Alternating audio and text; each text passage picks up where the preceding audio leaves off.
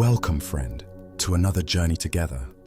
Tonight, you will uncover lost teachings that Zen masters have passed down through generations to calm the storms of the mind and unlock profound, meaningful rest. Feel free to share what time it is and where you are listening from. I am going to share a curated collection of eye-opening Zen stories and Buddhist tales, each holding a key to the hidden secrets of mental clarity and emotional freedom. Every story carries a transformative insight that can reshape your entire experience of stress, worry, and the endless chatter of the mind. These are more than simple bedtime stories. They are potent, living teachings from masters who grasped a truth many of us have overlooked. That true peace arises not from altering our external world, but from transforming our inner one. As the Zen saying goes, the quieter you become, the more you are able to hear. Throughout our time together, you will see just how deeply this ancient wisdom can change your life. As we travel through these timeless narratives, you will feel a powerful shift begin to occur. The grip of anxiety will soften. The volume of your thoughts will diminish.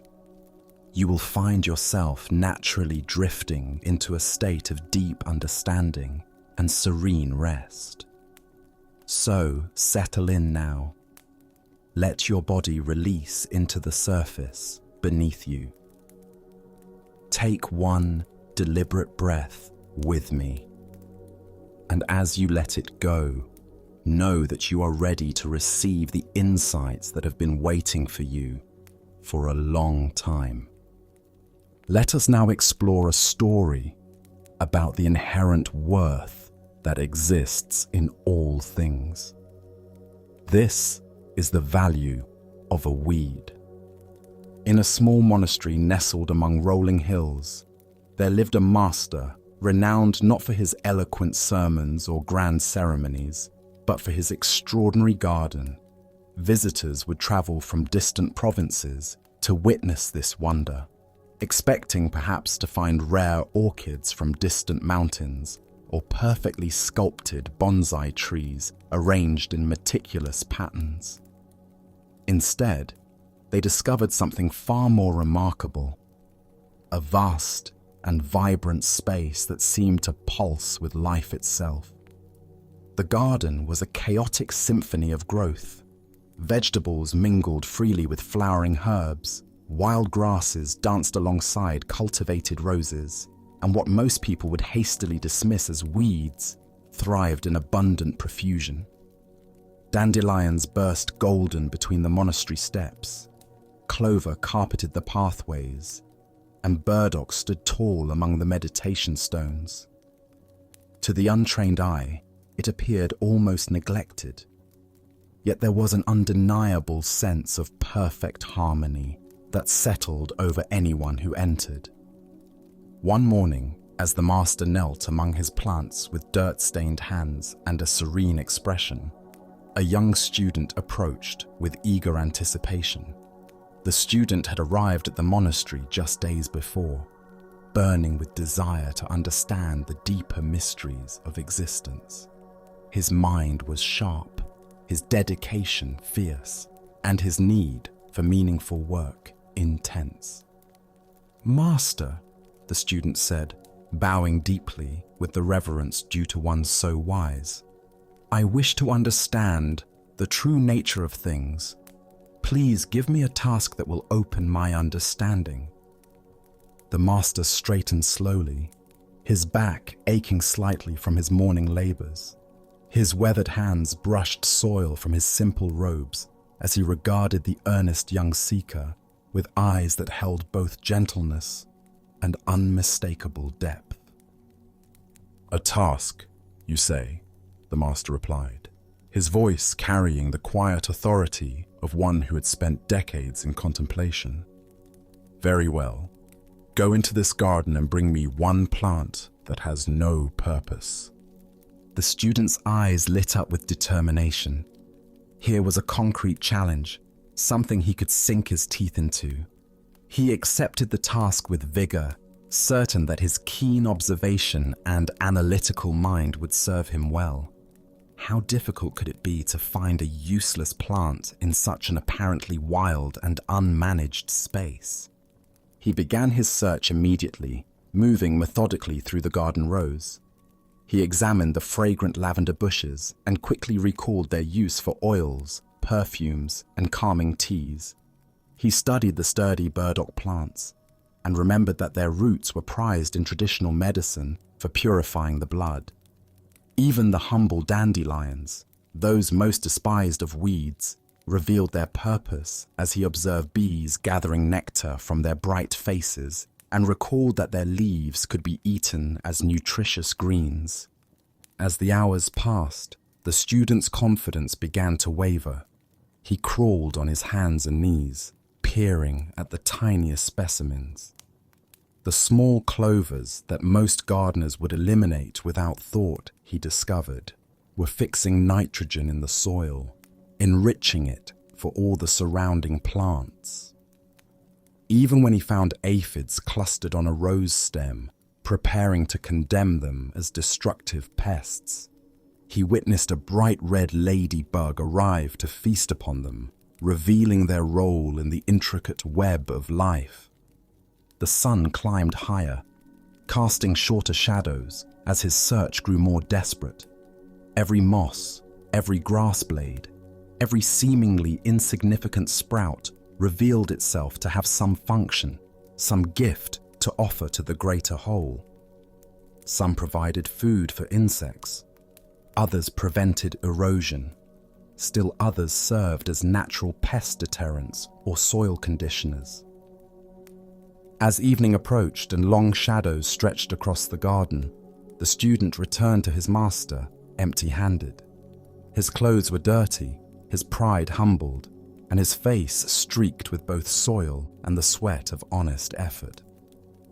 "Master," he said, bowing even lower than before, his voice heavy with what he believed was failure. "I have failed in my task. I spent the entire day searching with great care, but I could not find a single plant, not even the smallest weed or blade of grass, that did not have its purpose." The master looked up from his evening watering, and a deep, knowing smile spread across his weathered features, reaching all the way to his eyes. "You have not failed," he said gently, turning back to tend a patch of what others might call mere weeds. "You have completed the task perfectly." Buddha's wisdom reminds us, if you truly loved yourself, you would never harm yourself with thoughts of hatred. This ancient teaching illuminates the profound lesson hidden within the student's day in the garden. What we often dismiss, judge, or seek to eliminate may carry hidden value that only patient attention can reveal. Why do we so readily label certain things as worthless? Zen Buddhism points to our conditioned habit of categorization, the mind's tendency to divide the world into useful and useless, beautiful and ugly, wanted and unwanted. This discriminating consciousness, while helpful for basic survival, becomes a barrier to deeper understanding when applied indiscriminately to the rich complexity of existence. Consider how often throughout your day you make instant judgments about worth and value. The person who cuts you off in traffic becomes a terrible driver. The co-worker who doesn't greet you warmly becomes unfriendly. The unexpected delay in your schedule becomes a waste of time. Like the student initially searching for a useless plant, we scan our environment looking for what doesn't belong, what should be eliminated, what has no right to exist as it is. Yet Zen practice invites us to look more deeply, to cultivate what Suzuki Roshi called "don't know mind." This is the quality of open awareness that approaches each moment, each encounter, each apparent problem with fresh eyes, curious about what purpose might be hidden within what appears purposeless. In modern life, we encounter many weeds that might actually serve essential functions if we could see clearly. The difficult colleague who challenges our assumptions. The traffic delay that forces us to slow down when we desperately needed rest. The financial setback that reveals our unhealthy relationship with security. The illness that teaches us to value our health. Even our own perceived flaws and limitations often serve purposes we cannot initially comprehend. Zen teacher Charlotte Joko Beck observed, "Every moment is the teacher." This includes the moments we would prefer to pull up and discard like weeds. The Master's Garden demonstrates that in nature there are no mistakes, no accidents, no purposeless growth. Everything exists in relationship, serving the health of the whole in ways that may not be immediately apparent to limited human perception. The Buddha taught, in the end, just three things matter: how well we have lived, how well we have loved, how well we have learned to let go. When we stop dividing our experience into categories of worth and worthlessness, we begin to live more fully, love more inclusively, and let go more easily of the need to control and judge. Tonight, as you review the events of your day, can you identify the weeds you encountered? What irritations, interruptions, or unwanted experiences might carry hidden gifts if approached with the student's patient attention? Perhaps that moment of frustration contains a lesson about acceptance. Perhaps that person who annoyed you offers a mirror for seeing your own unconscious patterns. As the Buddha taught, every morning we are born again. What we do today is what matters most. In tomorrow's garden of experience, may you discover the inherent purpose dwelling even in what appears purposeless, remembering that in the ecology of existence, everything belongs. Our next story reveals the profound difference between force and nurture in the unfolding of greatness. This is the abbot's rooster. High in the mountains, where morning mist clung to ancient peaks, and the air itself seemed to whisper of timeless wisdom, there stood a monastery renowned throughout the land. Travelers spoke of many wonders found within its walls, the profound teachings of its abbot, the disciplined practice of its monks, the peaceful gardens that seemed to heal troubled hearts, and perhaps most surprisingly, its magnificent rooster. This was no ordinary bird. The rooster was a creature of such remarkable bearing that visitors would stop mid-conversation simply to witness his presence. His feathers caught the morning light like polished copper and emerald, shimmering with an iridescence that seemed almost supernatural. When he crowed at dawn, his voice carried across the valley with such authority and pure resonance that even the most skeptical visitors felt something stirring in their hearts, as if the very sound announced not just the coming of day, but the eternal renewal of life itself. His posture spoke of innate dignity. He moved through the monastery courtyard with a confidence that was neither arrogant nor timid, but simply authentic. Other birds seemed to respect his presence, and even the monastery cats maintained a respectful distance. There was something almost regal about his bearing, yet also perfectly natural, as if he embodied exactly what a rooster was meant to be. One autumn morning, a wealthy patron of many temples arrived for his annual visit with the abbot. This dignitary was a man accustomed to the finest things in life. He had seen champion horses in imperial stables, prized hawks trained for nobility, and exotic birds from distant lands kept in elaborate cages. Yet when he glimpsed the monastery's rooster pecking contentedly in the courtyard, he was immediately captivated. After the formal discussions of philosophy and the monastery's financial needs had concluded, the dignitary found his curiosity too strong to contain. As he and the abbot sat in the simple tea room overlooking the courtyard, he leaned forward with obvious excitement. "Venerable abbot," he said, his voice carrying the enthusiasm of a true connoisseur, "I have traveled extensively and seen champion birds throughout the empire, but none compare to yours. You must be a master of animal training. Tell me, what is your secret? What special techniques do you use to discipline such a magnificent creature? How do you develop such bearing, such presence?" The old abbot, who had been sipping his tea with the unhurried attention of one who had learned to find perfection in simple moments, placed his cup down gently on the low wooden table. Rather than responding immediately, he gazed out the window toward the courtyard where the rooster was going about his daily business with calm purpose. "I do not train him," the abbot replied softly, his voice carrying no trace of false modesty, only simple truth. The dignitary's eyebrows raised in confusion. Surely the abbot was being humble, deflecting praise in the manner of truly wise teachers. "But venerable one," he pressed, his magnificent posture, his powerful crow that echoes across the valley, his almost noble bearing, surely these are the results of careful conditioning and rigorous training methods. "No," the abbot said, a faint smile playing at the corners of his mouth like sunlight on still water. "I do not train him.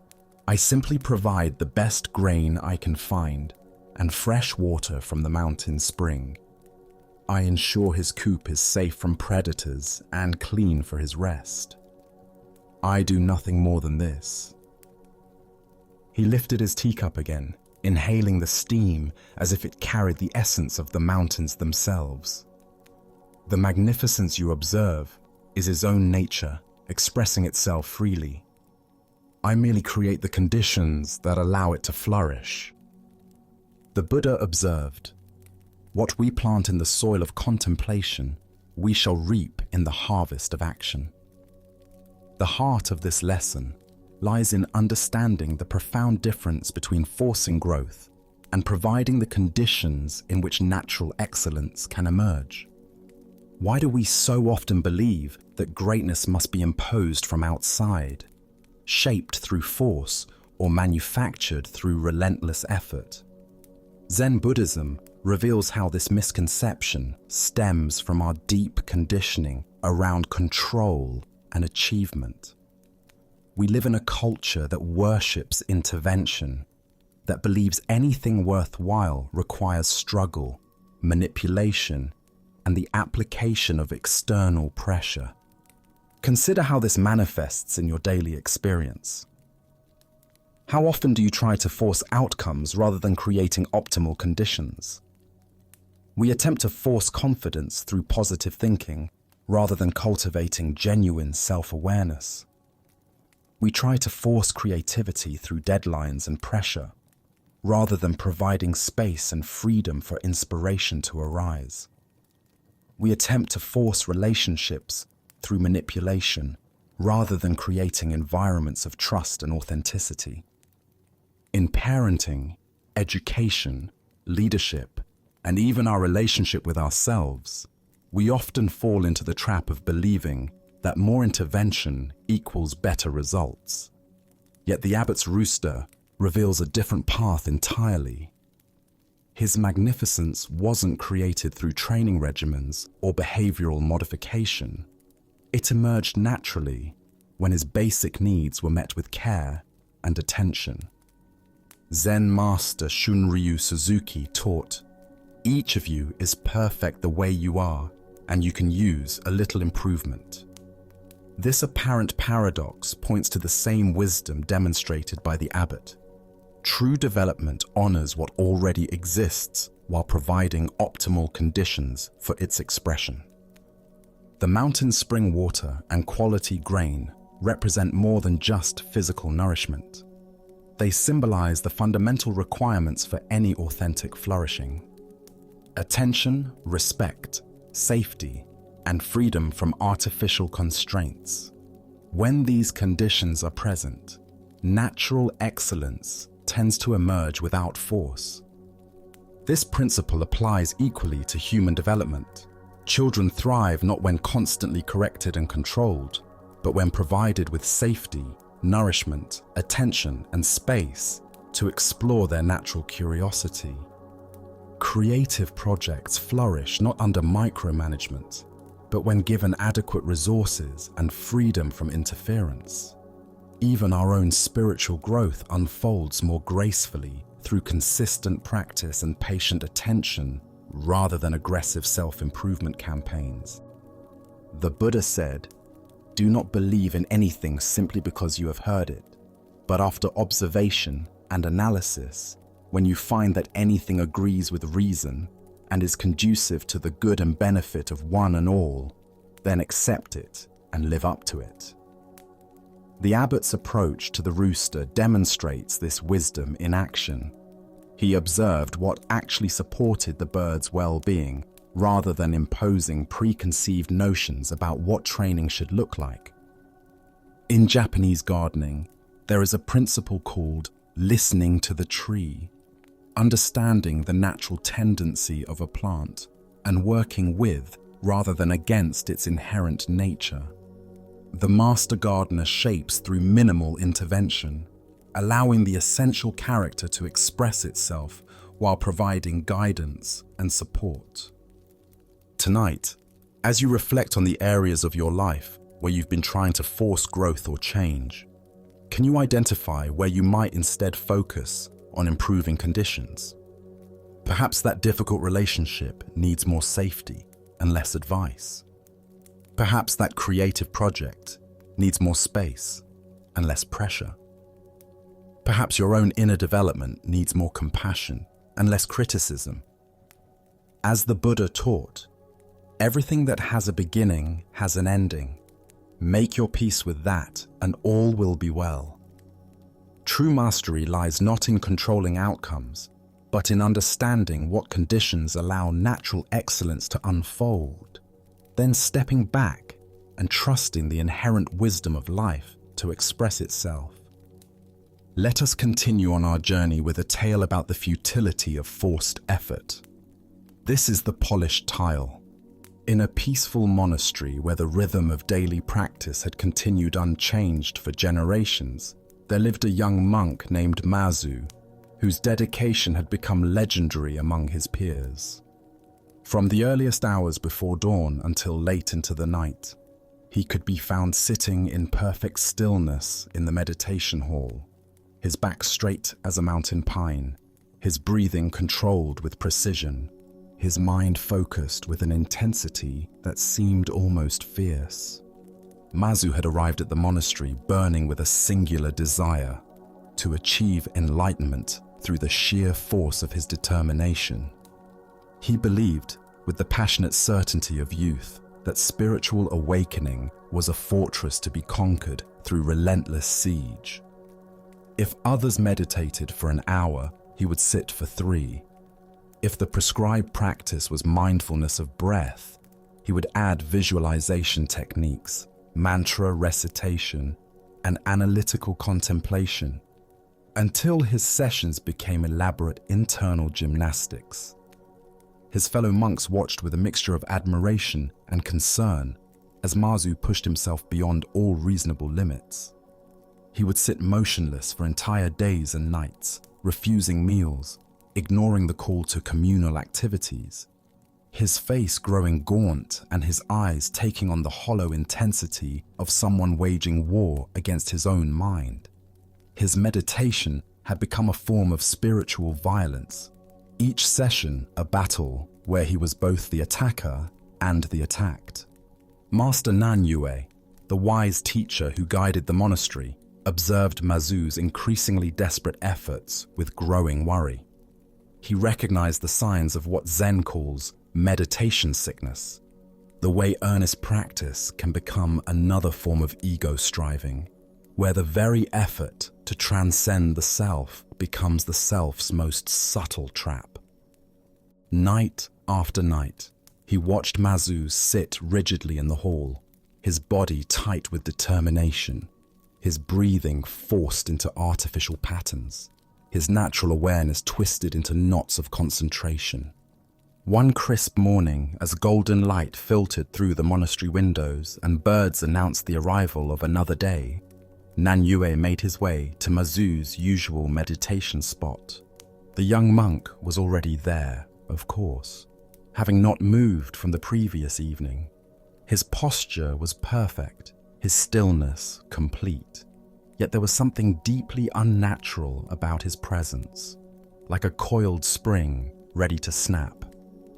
Nanyue settled himself on a cushion nearby and without explanation reached into his robes and withdrew a simple clay roof tile and a rough stone. In the profound silence of the meditation hall, he began to rub the stone against the tile with slow, deliberate strokes. Scrape, scrape, scrape. The sound was jarring in the sacred space. At first, Mazu tried to maintain his focus, treating the noise as just another distraction to be overcome through superior concentration. He tightened his attention, clenched his jaw slightly, and attempted to push the grating sound out of his awareness through sheer mental force. But the scraping continued, patient and persistent. Scrape, scrape, scrape. Minutes stretched into an hour. The sound seemed to grow louder, more invasive, impossible to ignore. Finally, Mazu's carefully constructed concentration cracked like an eggshell. He opened his eyes, and despite his training and respectful behavior, a hint of irritation colored his voice. "Revered master, what are you doing?" Nanyue continued his work without looking up, his movements as steady and purposeful as the tide. "I am polishing this tile," he replied with perfect calm. Mazu's confusion deepened. "But why, master? What is the purpose?" "I am polishing it to make a mirror," Nanyue explained, still focused on his task. For a moment, Mazu forgot his role as a respectful student. A short, incredulous laugh escaped his lips. "Master, forgive me, but that is impossible. You can never make a mirror by polishing a clay tile. It is just a piece of earth. No amount of rubbing will change its fundamental nature." Only then did Nanyue stop his scraping and turn to look directly into Mazu's eyes. When he spoke, his voice carried the gentle firmness of absolute truth. "And you," he said quietly, "can never achieve enlightenment by tormenting your mind in meditation. It is just a mind. How can you turn it into something it is not through force?" The words hit Mazu like thunder in a clear sky. In that instant, he understood that his months of intense effort had been as futile as polishing clay to create a mirror. His striving itself was the obstacle. His determination to achieve some special state was preventing him from recognizing the natural awareness that had been present all along. For the first time in months, Mazu let go. The rigid tension in his shoulders dissolved. His breathing became natural and easy. His mind, released from the burden of trying to become enlightened, simply settled into its own peaceful nature. He sat there in wonder, not because he had achieved some extraordinary state, but because he had stopped trying to achieve anything at all. Ancient Buddhist wisdom tells us, the very seeking is the barrier.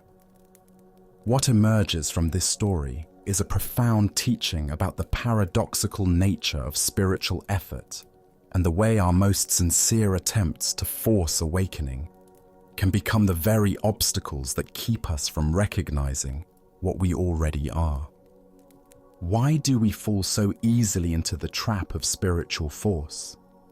Zen Buddhism explains that this tendency arises from our deeply conditioned belief that anything worthwhile must be earned through effort, struggle, and the application of willpower. We approach meditation and spiritual practice with the same mentality we bring to learning a skill or building a career. The assumption that more effort equals better results.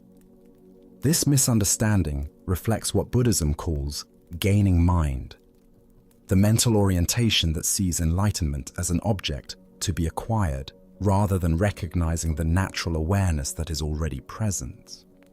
Like Mazu, we often turn our practice into a form of subtle violence against our own nature, trying to force our minds into artificial states rather than learning to rest in the simplicity of what is. Consider how this pattern manifests in your own life. How often do you try to force peace by controlling your thoughts?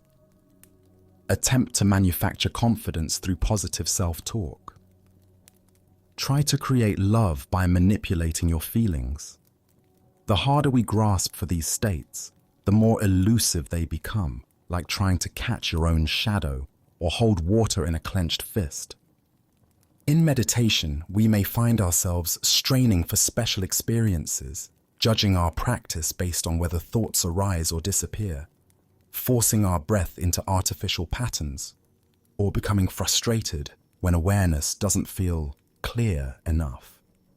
Each of these efforts is another form of polishing the tile, trying to make our ordinary mind into something extraordinary through force. Zen teacher Brad Warner writes, "Enlightenment is not a state you enter. It's the absence of something. What we're absent from is the very striving that seeks enlightenment. When we stop trying to make our minds into mirrors, we discover that awareness itself has always been naturally clear." The Buddha said, "Peace comes from within. Do not seek it without." This teaching points to the fundamental misdirection in our approach. We seek peace as if it were a destination to reach, rather than recognizing it as our natural state when we stop disturbing ourselves with excessive effort. This doesn't mean spiritual practice is unnecessary. Like the abbot providing conditions for his rooster's natural magnificence, authentic practice creates the environment in which our inherent wisdom can express itself. The difference lies in approaching practice as a form of gentle cultivation rather than forceful intervention. Tonight, as you notice your mind trying to achieve some particular state or force some outcome, can you remember Mazu's moment of letting go? What happens when you stop polishing the tile of your experience and simply rest in the natural awareness that needs no improvement? Perhaps you'll discover that what you've been seeking through effort has been quietly present all along, waiting not to be created, but simply to be noticed. As the Buddha taught, "Look within, thou art the Buddha." The mirror you seek is not created through polishing, but revealed by stopping the very effort to create it. Now, let us explore a Zen story about the impossible choices that reveal our deepest assumptions about duty and survival. This is the man hanging from a branch. In the monastery's teaching hall, as afternoon shadows grew long and the air itself seemed to deepen with contemplation, Master Kyogen prepared to present his students with a teaching that would challenge everything they thought they understood about wisdom, compassion, and the very nature of spiritual responsibility. The assembled monks sat in perfect rows, their attention sharp as mountain air, ready to receive whatever profound discourse their teacher might offer. Kyogen was known throughout the region for his ability to present the most complex spiritual truths through deceptively simple scenarios. His teachings had a way of bypassing the analytical mind and striking directly at the heart of understanding. today, he sensed his students needed to confront something deeper than mere concepts. They needed to face the fundamental contradictions inherent in conscious living. "Imagine a man," Kyogen began, his voice carrying the authority of one who had wrestled with life's deepest questions and emerged with hard-won wisdom. As he spoke, his words painted such a vivid picture that each monk could see the scenario unfolding before their inner eye. This man is climbing a tall, ancient tree that grows at the edge of a sheer cliff. The tree is old and gnarled, its bark rough beneath his hands, its branches thick but unpredictable.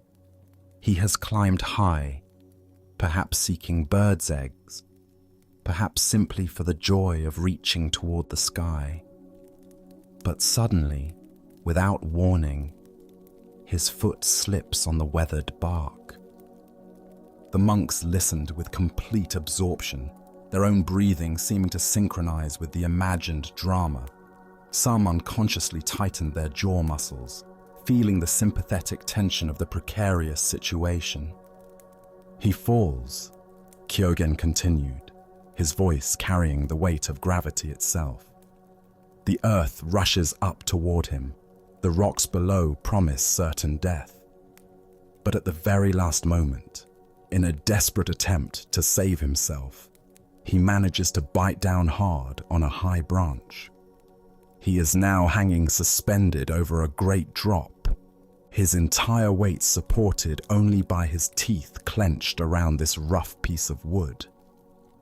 The master paused, allowing the image to settle fully in their minds.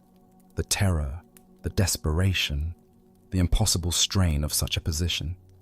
"His hands cannot find any purchase on the smooth branch above his head," Kyogen went on. "His arms swing uselessly in the air. His feet dangle far from the trunk, unable to find any foothold on the sheer bark below. The branch bends slightly under his weight, creaking ominously. He is completely helpless, suspended between life and death by nothing more than the strength of his bite." By now, several monks were unconsciously working their own jaws, their teeth clenched in sympathetic tension. The scenario felt so real, they could almost taste the bark, feel the desperate strain in their neck muscles. "Now," Master Kyogen said, his voice taking on an edge that commanded complete attention. "While this man hangs in such desperate circumstances, someone happens to walk by at the bottom of the tree. This person looks up, sees the man's predicament, and calls out to him, 'Friend, you seem to be in a difficult position. Please, can you tell me what is the fundamental principle of Zen?' The master let this impossible scenario sink in fully before continuing. "Here is the man's dilemma," Kyogen said, his gaze moving slowly across each face in the assembly. "If he does not answer the question, he fails in his duty as one who has received the teachings. He fails to offer help to a sincere seeker. He fails to share the truth that could benefit another being. But if he opens his mouth to give an answer, any answer, he will immediately plunge to his death on the rocks below." The silence in the hall was profound, charged with the electricity of minds encountering an unsolvable paradox. "What must he do?" Kyogen asked finally. In that position, hanging by his teeth between life and death, faced with the choice between spiritual duty and physical survival, what is the correct response? The monks sat in deep, perplexed silence. Each one found himself hanging from that branch in his own mind, feeling the impossible weight of the choice. Some tried to find clever solutions. Perhaps he could write the answer in the dirt below, or gesture meaningfully. But each potential escape seemed to miss the essential point of the teaching. The Buddha understood that the truth is not always beautiful, nor beautiful words the truth. This tale unveils one of Zen's most penetrating insights into the nature of spiritual authenticity and the moments when our deepest values come into direct conflict with our most basic survival instincts. Why does this story create such a profound sense of unease? The deeper teaching here shows us that genuine spiritual maturity often requires us to transcend the very framework that creates impossible choices. The man hanging from the branch represents our human condition, caught between competing demands, forced to choose between values we hold equally dear. Look deeply at your own experience. How often do you find yourself suspended between impossible choices? The employee who witnesses corruption but fears losing their job if they speak up. The parent who must choose between career advancement and time with their children. The person caring for an aging relative while trying to maintain their own health and relationships. Like the man on the branch, we often feel forced to choose between our spiritual values and our practical survival. Zen Master Yunmen taught, "The world is vast and wide. Why do you put on your 7-panel robe at the sound of a bell?" This seemingly unrelated question points to the same paradox. We often trap ourselves in artificial, either-or scenarios, when the real answer lies in transcending the very assumptions that create the dilemma. The conventional mind approaches the hanging man's predicament by trying to solve it within its given parameters. But Zen wisdom suggests that the most profound response often involves stepping outside the framework entirely. What if the question itself is based on false premises? What if the very assumption that he must choose between speaking and surviving reflects a limited understanding of what true teaching actually requires? Consider how this applies to modern spiritual life. We often create false dichotomies between being spiritual and being practical, between compassion and self-care, between accepting reality and working for change. These apparent contradictions usually dissolve when we question the underlying assumptions that make them seem mutually exclusive. The Buddha said, "Better than 1,000 hollow words is one word that brings peace." Perhaps the man hanging from the branch offers the most profound teaching precisely by not speaking, demonstrating through his predicament the very nature of human suffering and attachment. His silence might communicate more about Zen than any verbal explanation could convey. In some versions of this koan, the response given is that the man should simply let go. Not just let go of the branch, but let go of the entire conceptual framework that creates the dilemma. When we stop grasping so tightly to our ideas about what we should do, what others expect of us, and what constitutes proper spiritual behavior, we often discover freedom in the very situation that seemed to trap us. Tonight, as you encounter your own impossible choices and competing demands, can you remember the man hanging from the branch? What happens when you stop trying to solve every dilemma within its apparent parameters and instead question the assumptions that make it seem unsolvable? Perhaps you'll discover that the very situation you thought was trapping you is actually offering a doorway to greater freedom. As the Buddha taught, when you realize how perfect everything is, you will tilt your head back and laugh at the sky. Sometimes the most profound spiritual response is recognizing that the question itself arises from a fundamental misunderstanding of our true nature and circumstances. As we continue our journey through the wisdom of Zen Buddhism, let us turn to a story about the most eloquent teaching of all. This is the Silent Sermon. In the Grand Monastery of Master Tongshan, a day of great significance was approaching. The community was preparing to commemorate the passing of their beloved founder, a master whose wisdom had guided countless souls toward enlightenment over the decades. Monks had spent weeks preparing the main hall, polishing the wooden floors until they gleamed like mirrors, arranging flowers with the precise attention that honored both beauty and impermanence, and setting out cushions for what they expected would be the largest gathering the monastery had seen in years. Word of the commemorative ceremony had spread throughout the surrounding valleys and beyond. Monks from distant temples had made long pilgrimages to be present. Lay people from villages far and wide had planned their journeys months in advance, some walking for days along mountain paths to reach the monastery in time. Scholars of Buddhist philosophy had traveled from the capital, eager to hear what profound discourse the renowned master Tung Shan would deliver in honor of such an auspicious occasion. The atmosphere in the weeks leading up to the ceremony was electric with anticipation. In the markets and tea houses, people speculated about what teaching the master might share. Would he speak of the founder's most memorable insights? Would he reveal some previously unshared wisdom that had been passed down through the lineage? The very air seemed to hum with expectant energy. On the morning of the ceremony, the main hall filled beyond capacity. Monks in their simple robes sat in perfect rows, their faces radiating the quiet joy of devotion.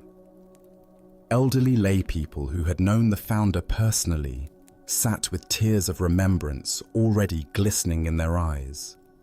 Young seekers who had only heard stories of the founder's compassion leaned forward eagerly, ready to receive whatever wisdom would flow from their master's lips.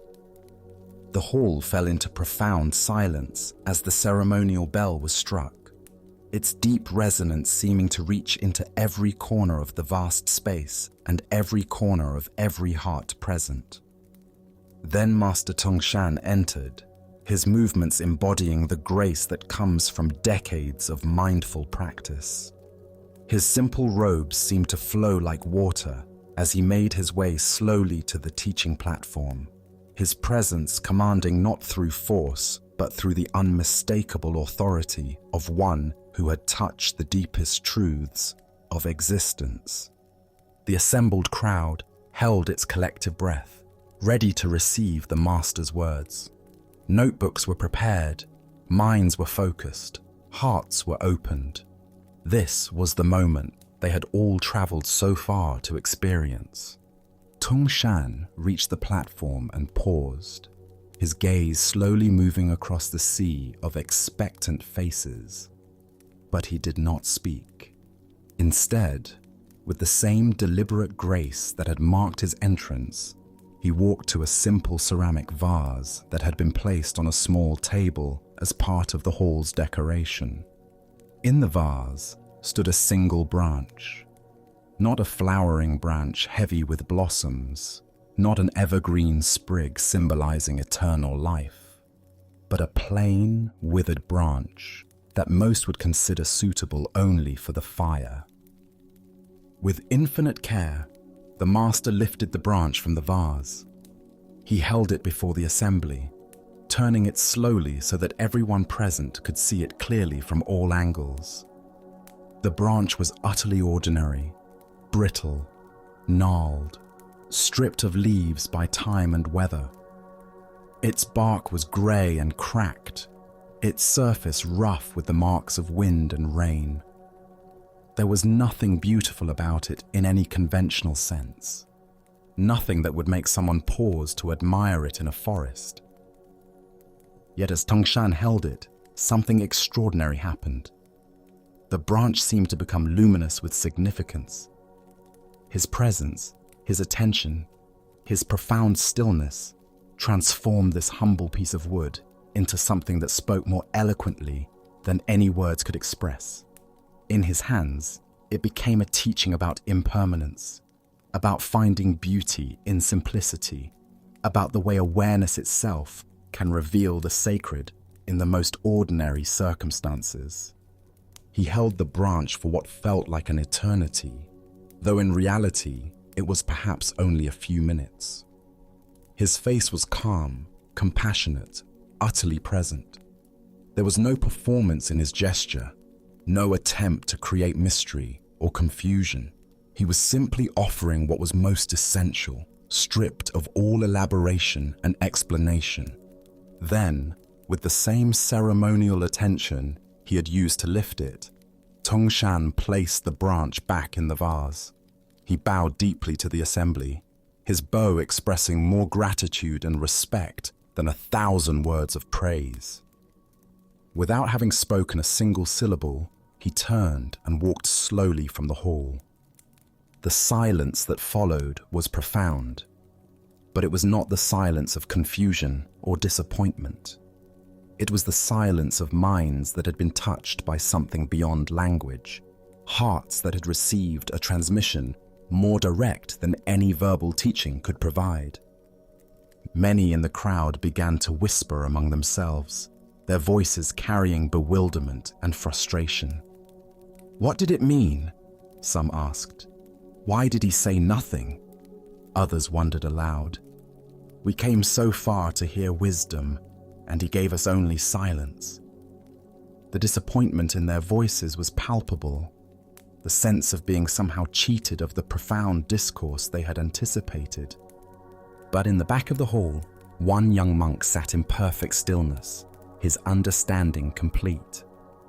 Slowly, a single tear of recognition rolled down his cheek as he realized he had just received the most perfect teaching of his life, a teaching that had nothing to do with words and everything to do with presence, attention, and the willingness to see the sacred in what others might dismiss as worthless.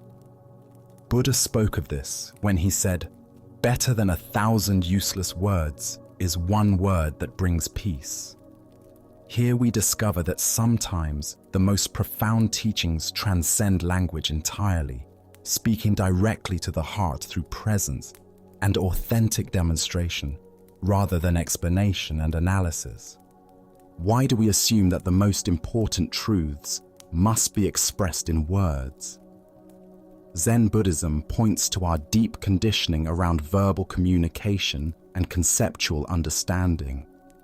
We live in a culture that equates intelligence with articulation, wisdom with eloquence, and teaching with the ability to explain complex ideas in sophisticated language. Yet consider how often the most meaningful moments in your life have been wordless. The silence shared with a friend who truly understands your sorrow. The wordless communion experienced while watching a sunset or holding a newborn child. The profound communication that happens through a simple touch when someone is in pain.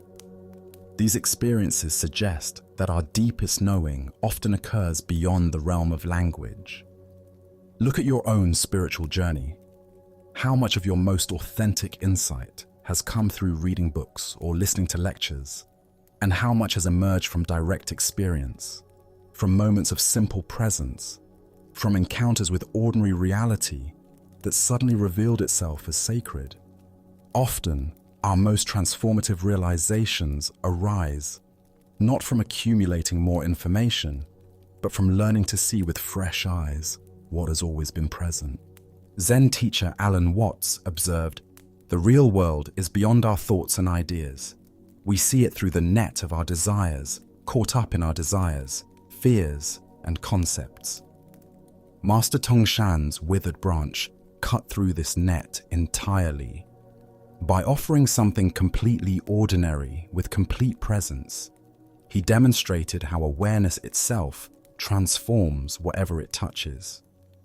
The branch represented everything we typically overlook or dismiss: the aging process, the beauty of things past their prime, the sacred nature of decay and transformation. In a culture obsessed with youth, growth, and acquisition, the withered branch spoke eloquently of acceptance, of finding perfection in imperfection, of recognizing the Buddha nature even in what appears lifeless. In Japanese aesthetics, this principle is called wabi-sabi. the appreciation of transience and imperfection as gateways to deeper beauty. The branch embodied this teaching more completely than any philosophical discourse could convey. Its very ordinariness became extraordinary when met with the master's complete attention. The Buddha taught, "Thousands of candles can be lighted from a single candle, and the life of the candle will not be shortened. Happiness never decreases by being shared." Master Tangshan's silent sermon lit thousands of candles of understanding in those who were ready to receive it, not through adding anything new, but by revealing what was already present. Tonight, as you sit in the silence after words have ended, can you feel the eloquence of wordless presence? What teachings might be available in the simple objects around you? A cup, a book, a flower, when approached with the same quality of attention that Tangshan brought to his withered branch? Perhaps you'll discover that the most profound teachings have been speaking to you all along through the ordinary sacred reality of this moment. As the Buddha taught, peace is the only battle worth waging. In the silence between thoughts, in the space between words, in the presence that needs no explanation, this battle is already won. Let us continue on our journey through the wisdom of Zen Buddhism with a story about the phantoms we create with our own minds. This is the tale of the haunting that was no haunting at all. A man lived peacefully with his beloved wife for many years, their love deep and genuine, their companionship a source of daily joy. But as fate would have it, she became gravely ill. As she lay on her deathbed, her breathing shallow and her strength fading, she grasped her husband's hand with surprising force. "My darling," she whispered, her eyes filled with both love and fear. "I cannot bear the thought of leaving you, and I cannot bear the thought of you loving another. Promise me that when I am gone, you will not see any other women. Promise me you will remain faithful to my memory forever, or I swear I will return from the grave to haunt you." The husband, his heart breaking at her words and her impending departure, made the promise she demanded. What else could he do? In that moment of grief and love, he would have agreed to anything to ease her suffering and honor their bond. For several months after her death, the widower kept his word. He avoided social gatherings, declined invitations, and turned away from any possibility of female companionship. His world became small and lonely, filled only with work and memories. But as time passed, and the sharpest edge of grief began to soften, he found himself drawn back into the world of the living. It was at a local market that he met her, a kind woman with gentle eyes and a warm smile. Despite his promise to his deceased wife, he found himself drawn to this new person. Conversations led to friendship. Friendship deepened into affection. And eventually, despite his guilt and internal conflict, he fell in love again. The night he and his new love became engaged, his worst fears materialized. As he lay in bed, the room suddenly grew cold, and there before him stood the unmistakable figure of his dead wife. Her face was pale with anger, her eyes blazing with accusation. "You have broken your promise to me," she said, her voice carrying the chill of the grave. "You have betrayed our love and dishonored my memory." But what truly terrified the man was not just her appearance. It was her impossible knowledge. Night after night, she would return to torment him, recounting in perfect detail everything that had transpired between him and his fiancée. She would repeat their conversations word for word, describe their private moments, reveal their most intimate exchanges. Nothing remained hidden from this ghostly presence. The haunting became so intense that the man could no longer sleep. Dark circles formed under his eyes.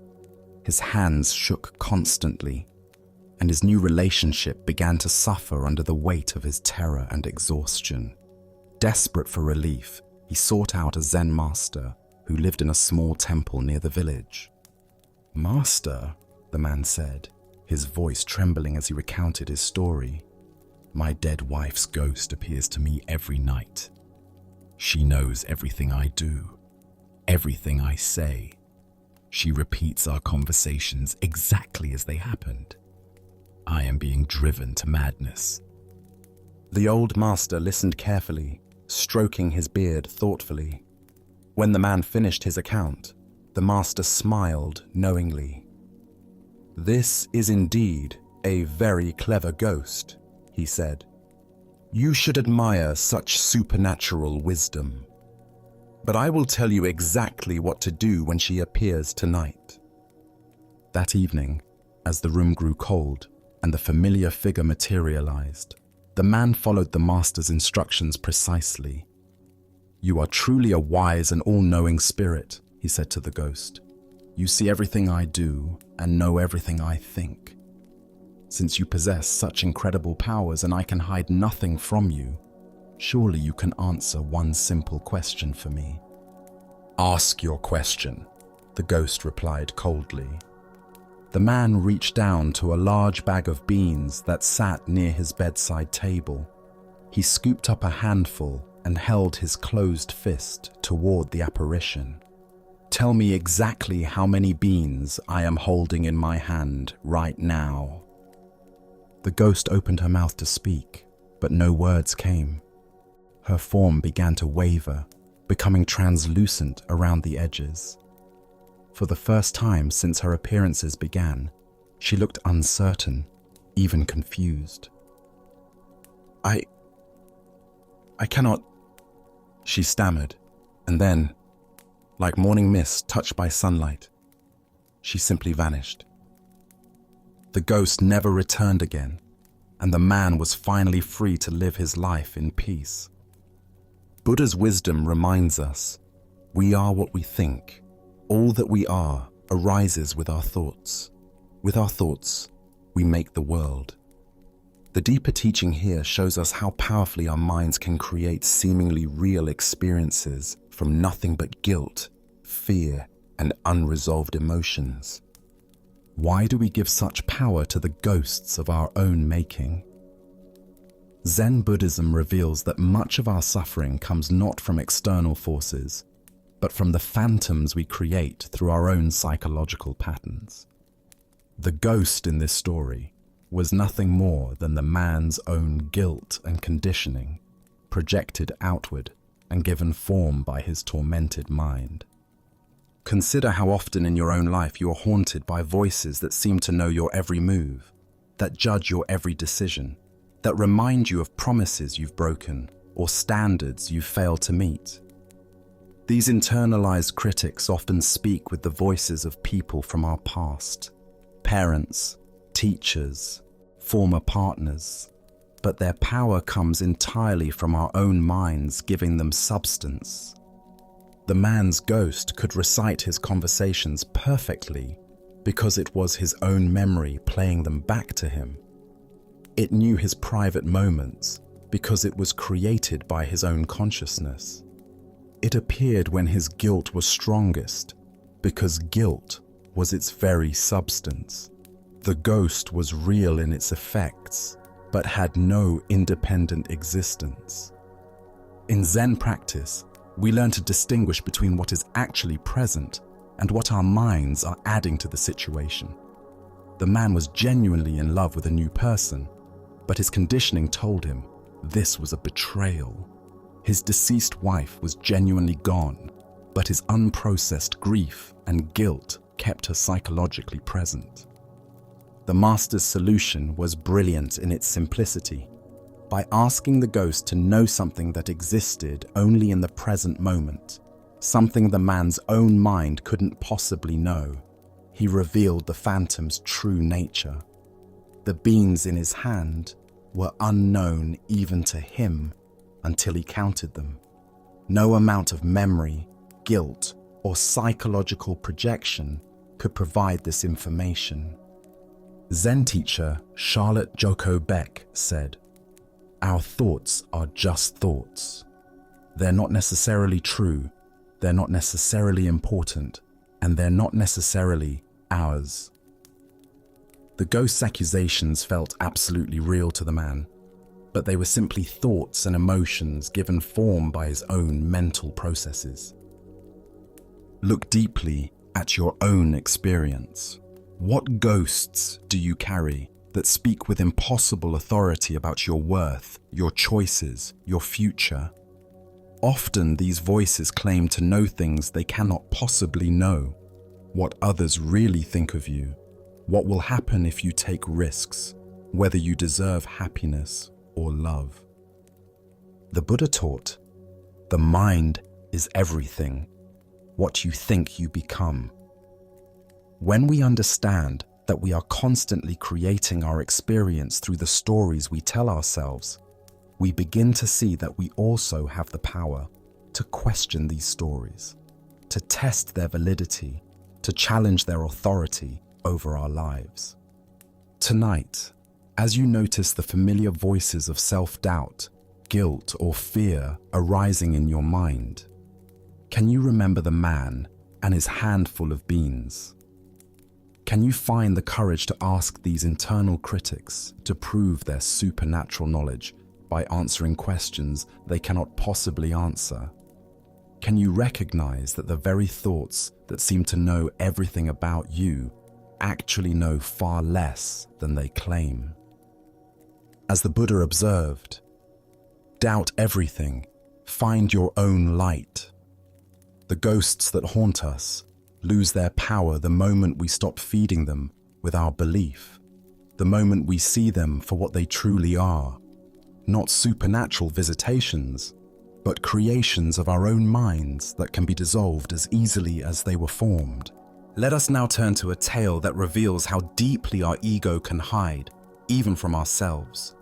This is the story of the Prime Minister's lesson. In the grand capital of the Tang Dynasty, where golden palaces rose toward heaven and scholars debated philosophy in moonlit gardens, there lived a man of extraordinary accomplishments. The Prime Minister had earned his position through brilliance in both statecraft and military strategy, defending the empire from invaders while crafting policies that brought prosperity to millions. His name was spoken with reverence throughout the land, and his counsel was sought by the emperor himself. Yet despite his worldly success, the Prime Minister considered himself a humble student of the Buddha's teachings. Each week, he would leave behind the silk robes and ceremonial duties of his office, donning simple clothes to visit his beloved Zen master in a modest temple on the outskirts of the city. There, surrounded by weathered wooden beams and the gentle sound of wind chimes, he would sit in meditation and receive instruction like any other sincere seeker. The relationship between the two men appeared beautifully balanced. The master treated his distinguished student with neither special deference nor dismissal, and the Prime Minister seemed to approach his teacher with genuine humility and respect. To observers, it appeared that political rank had no bearing on their spiritual connection, simply a wise teacher guiding an earnest student along the path of awakening. On one particular autumn afternoon, as golden leaves drifted past the temple windows, the Prime Minister settled into his usual position before his master. After their customary meditation, he posed a question that had been troubling him. "Your Reverence," he began with careful formality, "I have been contemplating the nature of spiritual obstacles. Could you please explain what egotism means according to Buddhist teaching?" The transformation in the master's demeanor was startling and immediate. His face flushed deep red, his eyes flashed with apparent anger, and in a voice dripping with condescension and contempt, he snapped back harshly. "What kind of stupid question is that? Have you learned nothing in all your visits here?" The Prime Minister recoiled as if physically struck. Never had his teacher spoken to him with such disrespect. His own face grew hot with indignation. How dare this simple monk, who had never governed provinces or led armies, speak to him in such a manner? Did he not understand to whom he was speaking? The Prime Minister's jaw tightened, his hands clenched, and his entire body bristled with wounded pride and rising fury.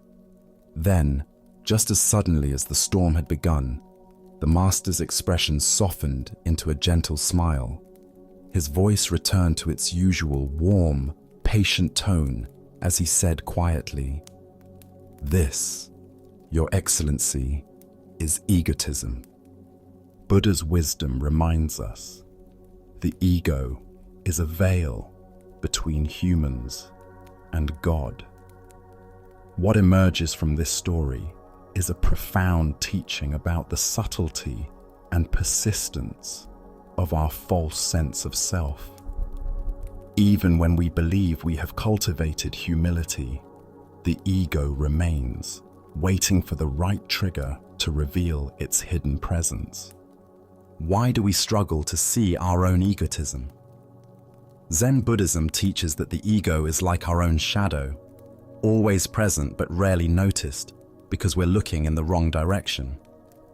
The ego is particularly clever at disguising itself in spiritual clothing. We can practice meditation for years, study sacred texts, and even develop genuine compassion, all while maintaining a subtle sense of spiritual superiority or specialness. The Prime Minister's ego wasn't obvious in his daily spiritual practice. He appeared humble, respectful, and sincere. But when his dignity was challenged, when his sense of status and importance was threatened, the ego erupted with full force. This is the ego's signature. It reveals itself not in our calm moments, but in our reactive ones. Consider how often throughout your day you might experience similar moments. A colleague interrupts you during a meeting, and irritation flashes through your mind. A driver cuts you off in traffic, and anger arises. Someone questions your expertise in an area you consider your specialty, and defensiveness emerges. These automatic reactions reveal the ego's constant vigilance, always ready to defend its constructed image of who we think we are. Zen master Suzuki Roshi taught, "Each of you is perfect the way you are, and you can use a little improvement." This paradox points to the heart of working with ego. We must simultaneously accept ourselves completely while remaining willing to see through our self-deceptions. The ego thrives on both self-hatred and self-aggrandizement, but it dissolves in the light of honest, compassionate self-observation. The master's skillful teaching method reveals another crucial insight. Sometimes the most effective spiritual instruction comes not through gentle guidance, but through direct confrontation with our unconscious patterns. The shock of having his dignity challenged in such an unexpected way created a moment of clarity for the Prime Minister. A sudden recognition of patterns that had been operating below the surface of his awareness. In Zen practice, we cultivate what might be called ego transparency, the ability to see through our self-protective mechanisms as they arise. This doesn't mean we eliminate the ego entirely, which would be neither possible nor desirable, but rather that we develop a lighter relationship with it. We learn to recognize its voice without automatically believing its stories. Tonight, as you notice moments of defensiveness, irritation, or wounded pride arising in your interactions, can you remember the Prime Minister's lesson? Can you see these reactions not as character flaws, but as opportunities for deeper self-understanding? As the Buddha taught, you only lose what you cling to. The ego is simply another thing we cling to, a collection of stories about who we think we are.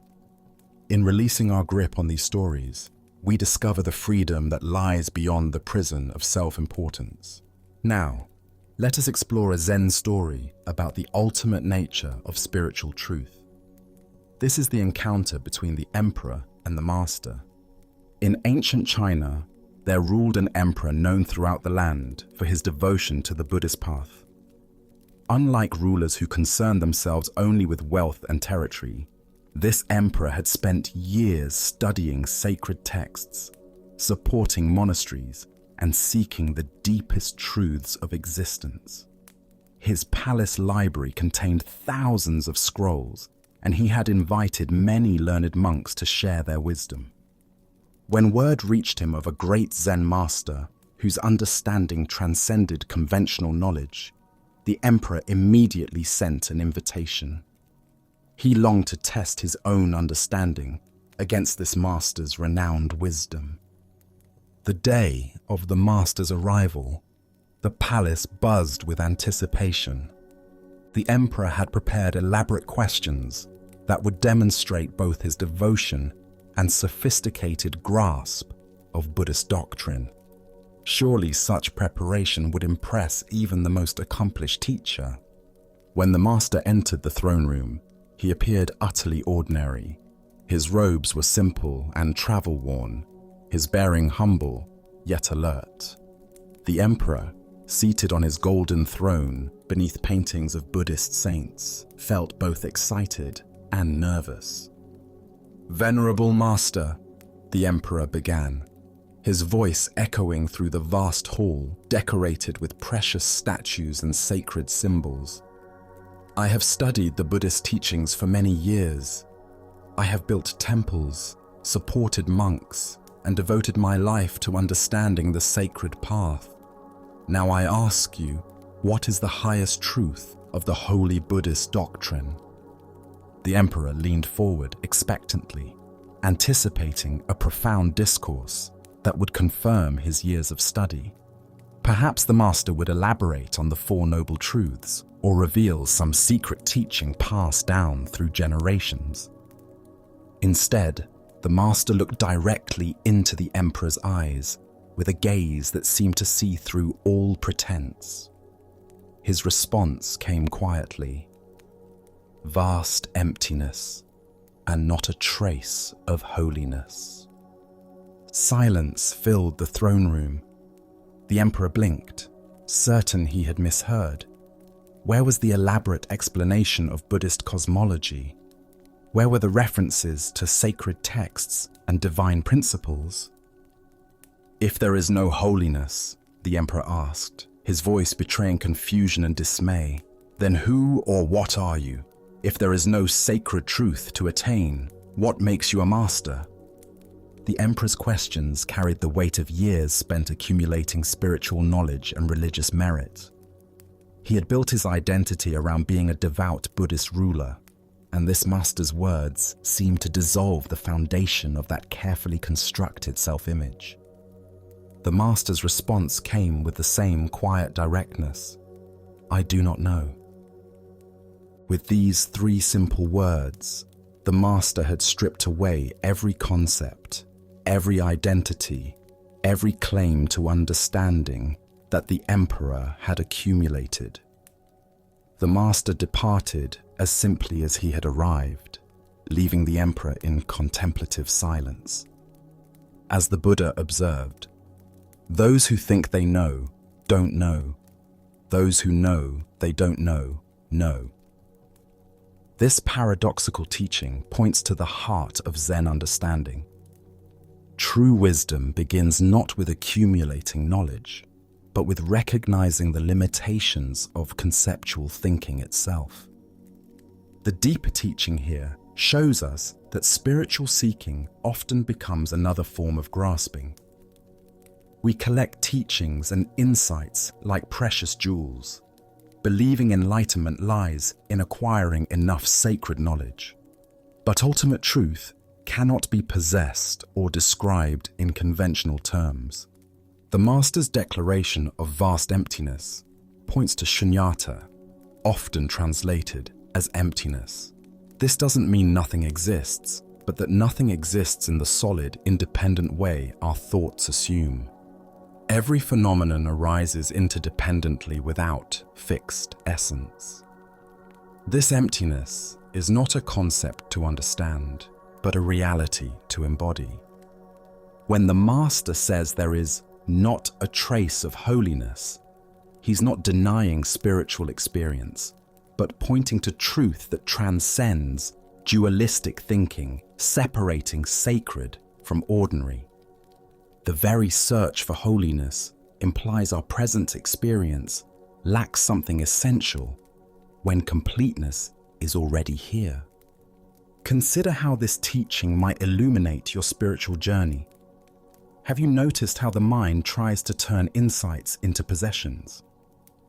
We have powerful experiences and want to understand, categorize, and repeat them. Yet each time we grasp, we move away from the simple presence that made them possible. The Emperor represents the sincere seeker who has confused spiritual materialism with genuine awakening. His years of study weren't meaningless, but they had become obstacles to direct recognition of what was always present. The Master's "I do not know" represents the wisdom of don't know mind. This is not ignorance, but open unknowing that remains receptive to what is actually happening rather than filtering through preconceptions. From this mind, appropriate action arises without conceptual interference. In our culture that prizes knowledge, admitting "I don't know" feels like failure. But in Zen understanding, this acknowledgement becomes a doorway to fresh perception. The expert mind sees what it expects. The beginner's mind sees what is actually there. Tonight, as you rest in this moment's presence, what would it be like to temporarily set aside everything you think you know about spirituality? Can you taste the freedom in not knowing, the spaciousness that opens when we stop trying to fill emptiness with concepts? As the Buddha taught, in the sky, there is no distinction of east and west. People create distinctions out of their own minds and then believe them to be true. The vast emptiness the Master pointed to is infinitely spacious, containing all possibilities while being limited by none. In recognizing this emptiness as our true nature, we discover the most ordinary miracle. This moment, exactly as it is, lacking nothing. Our next story reveals the profound difference between spiritual performance and authentic understanding. This is the teaching of the head that wished to be severed. In the great monastery of Chao Chu, where hundreds of monks gathered daily for meditation and study, the morning routines followed ancient rhythms. After the pre-dawn sitting, as the first light touched the mountain peaks surrounding the monastery, monks would disperse to their various duties, some to the gardens, others to the kitchens, still others to copying sacred texts or maintaining the buildings. One particular morning, the venerable abbot Chao Cho made his customary walk through the monastery grounds, checking on the well-being of his students and the condition of their practice.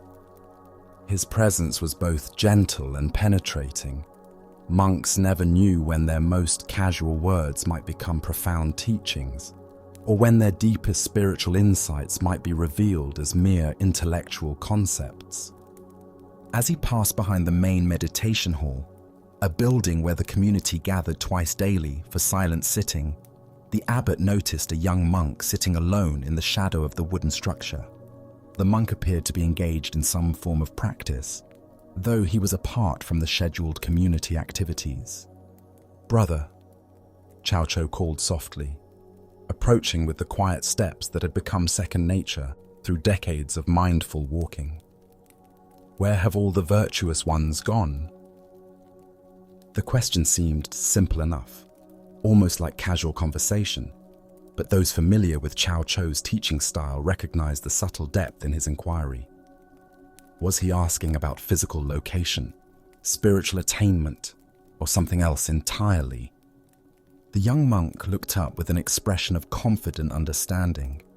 He had been at the monastery for several years and prided himself on grasping the essential points of Zen teaching.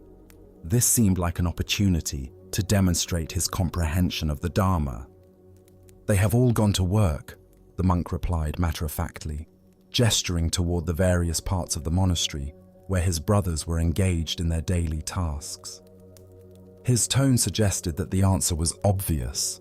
Virtuous people naturally engage in productive activity rather than sitting idle. What happened next shocked the young monk completely. Without warning, Cho reached into the folds of his robe and produced a sharp knife, its blade gleaming in the morning sunlight. But instead of threatening the monk, the abbot did something far more unsettling. With complete calmness, Cho stretched out his own neck, exposing his throat to the blade, and handed the knife to the bewildered young monk. His voice remained gentle and conversational, as if he were making the most reasonable request in the world. "My responsibilities as abbot are many and demanding," he said with apparent sincerity. "I wonder if you could please cut off my head for me. It would be such a help in managing my duties." The young monk's eyes widened in horror. His hands trembled as he stared at the knife now in his possession and the exposed neck of his revered teacher. Everything about the situation contradicted his understanding of proper monastic behavior, spiritual teaching, and basic human decency. Unable to comprehend what was being asked of him or why, unable to see past the literal surface of the abbot's request to any deeper meaning, the terrified monk dropped the knife and ran. His feet carried him far from the meditation hall, far from the incomprehensible scene, his mind reeling with confusion and fear. Cho calmly picked up the fallen knife, tucked it back into his robe, and continued his morning walk with the same peaceful demeanor he had maintained throughout the entire encounter. As the Buddha observed, it is better to travel well than to arrive. What emerges from this story is a teaching about the vast difference between intellectual understanding and genuine realization. Why do we so often mistake conceptual knowledge for authentic wisdom? Zen Buddhism reveals that our thinking mind loves to collect spiritual ideas and organize them into neat categories, creating the illusion of understanding without the transformative experience of direct insight. The young monk's response, "They have all gone to work," represents the kind of dualistic thinking that separates spiritual practice from ordinary activity. His answer implied that virtue lies in doing productive tasks rather than sitting idly, revealing his assumption that awakened activity and rest exist in opposition to each other. But Cho's teaching cuts much deeper than this surface interpretation. By offering his neck to the knife, he was asking a profound question. If the monk truly understood that all the virtuous ones had gone to work, what work was most essential? If responsibility truly mattered, what was the most compassionate response to suffering? Look deeply at your own spiritual assumptions. How often do we divide life into spiritual activities and mundane ones, important work and trivial tasks, sacred moments and ordinary time? This dualistic thinking keeps us from recognizing that every moment offers opportunities for awakened response. The abbot's gesture points toward the heart of Zen understanding. Genuine compassion sometimes requires actions that transcend conventional thinking. When someone is truly suffering under the burden of responsibility, attachment, or spiritual seeking itself, what is the most loving response? Sometimes it requires cutting through the very thing that seems most precious: our concepts, our roles, even our sense of separate self. Zen master Linji taught, "If you meet the Buddha on the road, kill the Buddha." This famous saying points to the same radical teaching Cao Cho offered. Any fixed idea about enlightenment, any attachment to spiritual roles or concepts, becomes an obstacle to direct realization. True compassion sometimes requires destroying the very thing we think we're trying to protect. The young monk's terror and flight revealed how completely he missed this deeper level of teaching. He remained trapped in literal interpretation, unable to see past the surface of the abbot's words to their transformative invitation. His spiritual understanding, though articulate, remained purely conceptual. Consider your own relationship to spiritual responsibility and helping others. When someone asks for help with their suffering, do we offer concepts and advice, or do we respond from a deeper place of understanding? Are we willing to sacrifice our comfortable spiritual positions to meet others exactly where they are? This ancient wisdom illuminates the difference between talking about virtue and embodying it. The monk could identify where virtuous people go and what they do, but when faced with an opportunity for radical compassion, he fled. His knowledge remained divorced from spontaneous, awakened action. In Zen practice, we cultivate what's called great doubt, a willingness to question even our most cherished spiritual understandings. This doubt isn't cynicism, but openness to discoveries that transcend our current conceptual frameworks. Are we prepared to have our spiritual certainties challenged, even destroyed, if it serves awakening? Tonight, as you encounter opportunities to help others with their burdens, can you sense the difference between offering what you think they need and responding from genuine understanding?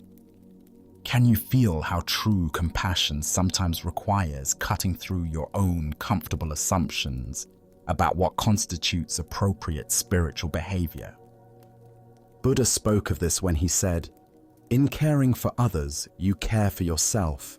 In caring for yourself, you care for others." The abbot's offer to sacrifice his own head points toward this non-dual understanding. When we truly see interconnection, the boundaries between self and other, helper and helped, begin to dissolve into spontaneous, compassionate action. As we continue our journey through the wisdom of Zen Buddhism, we encounter a story about perception's power to create reality. This is the tale of the eggplant in the dark. In a mountain monastery where silence was treasured, there lived a monk renowned for strict adherence to Buddhist precepts. His devotion was unwavering, his meditation exemplary, his commitment to non-violence absolute. For years, he had walked the path with careful attention to every rule, finding comfort in structure and certainty. One moonless night, returning from evening meditation, he walked slowly along the garden path to his quarters. The darkness was complete, broken only by faint outlines of familiar landmarks. He knew this path intimately, yet tonight something felt different. Suddenly, his foot came down on something soft and yielding. The object made a distinct squishing sound that pierced the quiet like a bell. The monk froze, his heart racing as his mind conjured the most likely explanation. He had stepped on an egg-bearing frog. The realization struck like a physical blow. The first precept forbids taking life, and here he was, a dedicated practitioner, having just killed a pregnant creature. Not only had he taken one life, but potentially dozens. Horror washed over him in waves. His hands trembled as he knelt in darkness, trying to determine what happened, but the night was too black to see. His mind spun with questions and recriminations. How could he have been so careless? Was this a spiritual test he had failed catastrophically? sleep became impossible. When he finally lay down, his mind churned with guilt and self-doubt. In his dreams, hundreds of frogs appeared, their eyes accusatory, demanding justice for their fallen mother and unborn siblings. They surrounded him, voices rising in condemnation that echoed through his consciousness. The monk woke repeatedly, each time remembering anew what he believed he had done. His carefully cultivated peace was shattered, replaced by torment that grew stronger with each passing hour. He questioned not only this moment, but his entire spiritual practice. As dawn broke, painting the monastery gardens in soft golden light, the monk returned to face the reality of his actions. His steps were heavy with dread as he approached the familiar path. But when morning light revealed the truth, the monk stopped in complete astonishment. There lay not the remains of a frog, but an overripe eggplant that had fallen from the monastery garden. The purple vegetable had split open when he stepped on it, creating the squishing sound that triggered his night of anguish. In that moment of recognition, something extraordinary happened. The monk felt a sudden shift in understanding that went far beyond relief. For the first time in years of study, he truly grasped the teaching that there is no objective world. His entire night of suffering had been created not by external reality, but by his mind's interpretation of an ambiguous experience. Standing in the garden, looking at the harmless eggplant, the monk finally understood how to practice Zen. It wasn't about perfect adherence to rules or avoiding all error.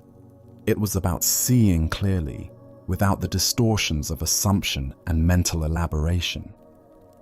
The Buddha once said, "We are what we think. All that we are arises with our thoughts. With our thoughts, we make the world." This teaching captures what the monk discovered. Our experience of reality is largely created by mental interpretations rather than objective circumstances. The deeper teaching here shows us how powerfully perceptions shape emotional reality. The monk's actual experience was minimal, stepping on something soft in darkness. Everything that followed was generated entirely by his mind's interpretation of that simple sensory event. Why do we construct elaborate stories from incomplete information? Our minds evolved to make rapid assessments for survival, often filling gaps with worst-case scenarios. This mental habit served our ancestors well when danger was immediate and physical, but creates unnecessary suffering when applied to modern psychological situations. Consider how often you step on metaphorical eggplants in the dark. Your friend doesn't return your text immediately, and you assume you've offended them. A colleague seems distant in a meeting, and you convince yourself they're angry about your presentation. Your partner comes home quieter than usual, and you imagine relationship problems that may exist only in your worried mind. Each scenario follows the same pattern: ambiguous sensory input, followed by mental interpretation, followed by emotional reaction to the interpretation rather than the actual event. We suffer not from what happens, but from what we think about what happens. Zen, Master Suzuki Roshi taught, "In the beginner's mind, there are many possibilities, but in the expert's mind, there are few." The monk had become an expert in following rules, but a beginner in seeing clearly. His expertise actually became a limitation when it caused him to jump to conclusions based on preconceptions.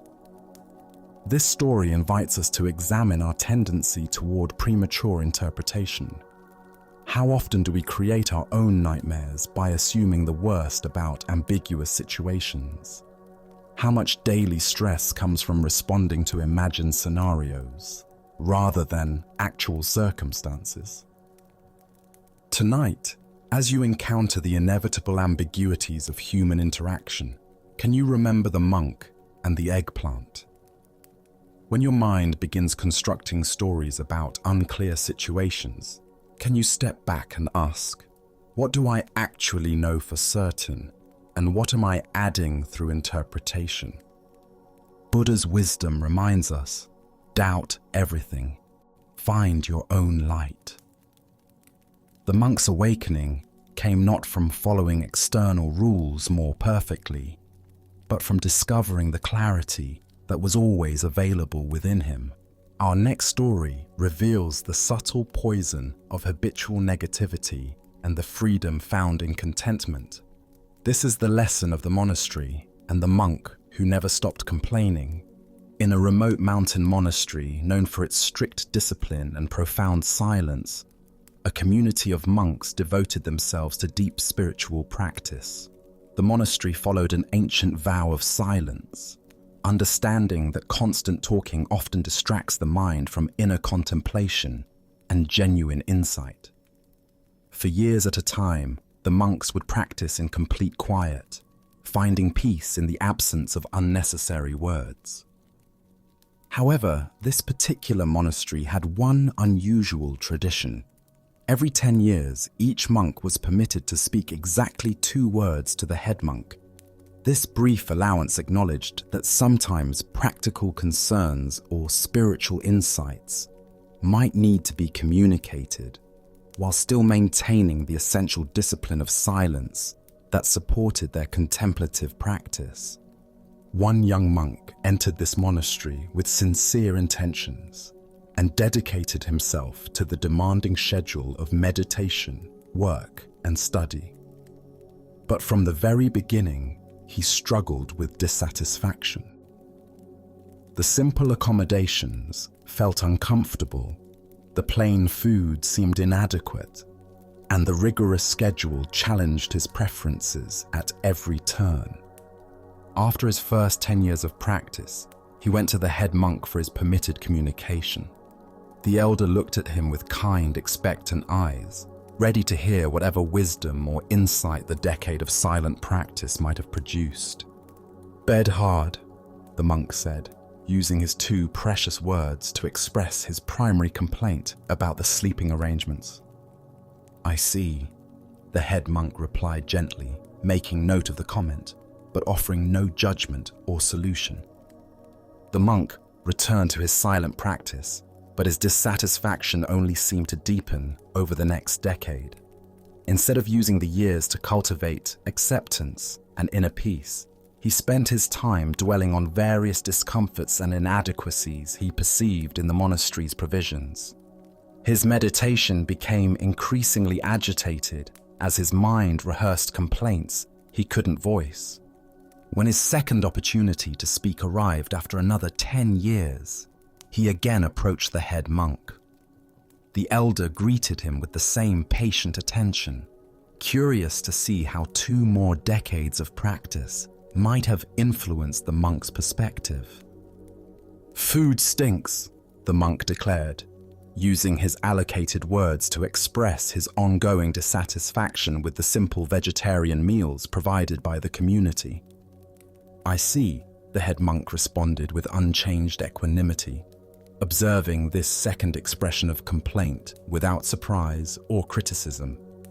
Another 10 years passed, during which the monk's internal negativity continued to grow. Instead of finding freedom through spiritual practice, he had used 3 decades to perfect the art of mental complaining. His silent years were filled not with peace and insight, but with constant internal criticism of his circumstances. When his third opportunity for speech arrived, the monk appeared before the head monk with obvious agitation. 3 decades of accumulated dissatisfaction had finally reached its breaking point. "I quit," he announced emphatically, using his 2 words to express his ultimate decision to abandon the path he had never truly embraced. The head monk looked at him with a mixture of sadness and understanding. "Well, I can see why," he replied compassionately. "All you've ever done is complain." The Buddha taught, "We are what we think. All that we are arises with our thoughts. With our thoughts, we make the world." This teaching reveals how the monk's 30 years of practice had actually reinforced the very patterns that caused his suffering rather than dissolving them. Why do we sometimes use spiritual practice to perfect our dissatisfaction rather than transcend it? Zen Buddhism points to our tendency to bring our habitual mental patterns into any environment, then blame external circumstances for our internal states. The monk never truly engaged with the practice. He simply endured it while maintaining his resistance. The monastery's conditions weren't the source of the monk's suffering.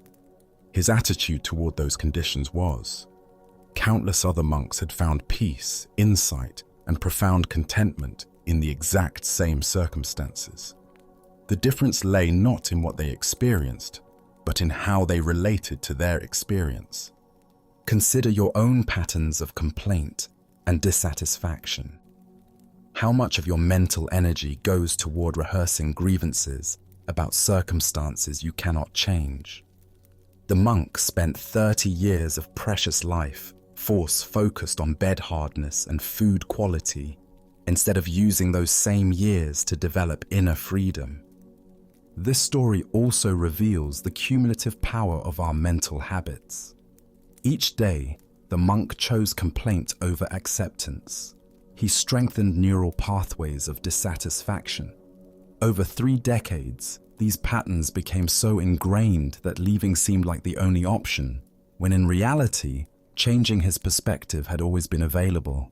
Zen master Thich Nhat Hanh taught, "Thanks to impermanence, everything is possible." The monk's tragedy was his failure to recognize that his dissatisfaction was impermanent and changeable. Instead of working with his resistance, he fed it daily for 30 years until it consumed his entire spiritual journey. The Buddha said, "Better than 1,000 hollow words is one word that brings peace." The monk's 6 words over 30 years, all complaints, brought no peace to himself or others. Meanwhile, monks who used their practice to cultivate gratitude and acceptance found profound tranquility in the same conditions. Look deeply at your own relationship with current challenges. Where are you spending years complaining about circumstances that could be transformed through a shift in perspective? What would change if you used the same mental energy currently devoted to dissatisfaction to cultivate acceptance and inner peace? Tonight, as you notice the inevitable discomforts and imperfections of daily life, can you remember the monk's wasted decades? Can you choose gratitude over complaint, acceptance over resistance, understanding that your response to circumstances shapes your experience far more than the circumstances themselves? Buddha's wisdom reminds us, happiness does not depend on what you have or who you are. It solely relies on what you think. The monastery offered every monk the same opportunity for peace and awakening. Some found it, others did not. Not because of external conditions, but because of the quality of attention they brought to those conditions. In every moment, we face the same choice the monk faced daily: to practice complaining or to practice contentment. Let us now turn to a tale about the thin boundary between heaven and hell within our own hearts. This is the story of the samurai and the gates. In feudal Japan, a battle-hardened warrior named Nobushige sought out the renowned Zen master Hakuin. The samurai's armor bore the scars of countless conflicts, and his eyes carried the weight of a man who had seen too much violence.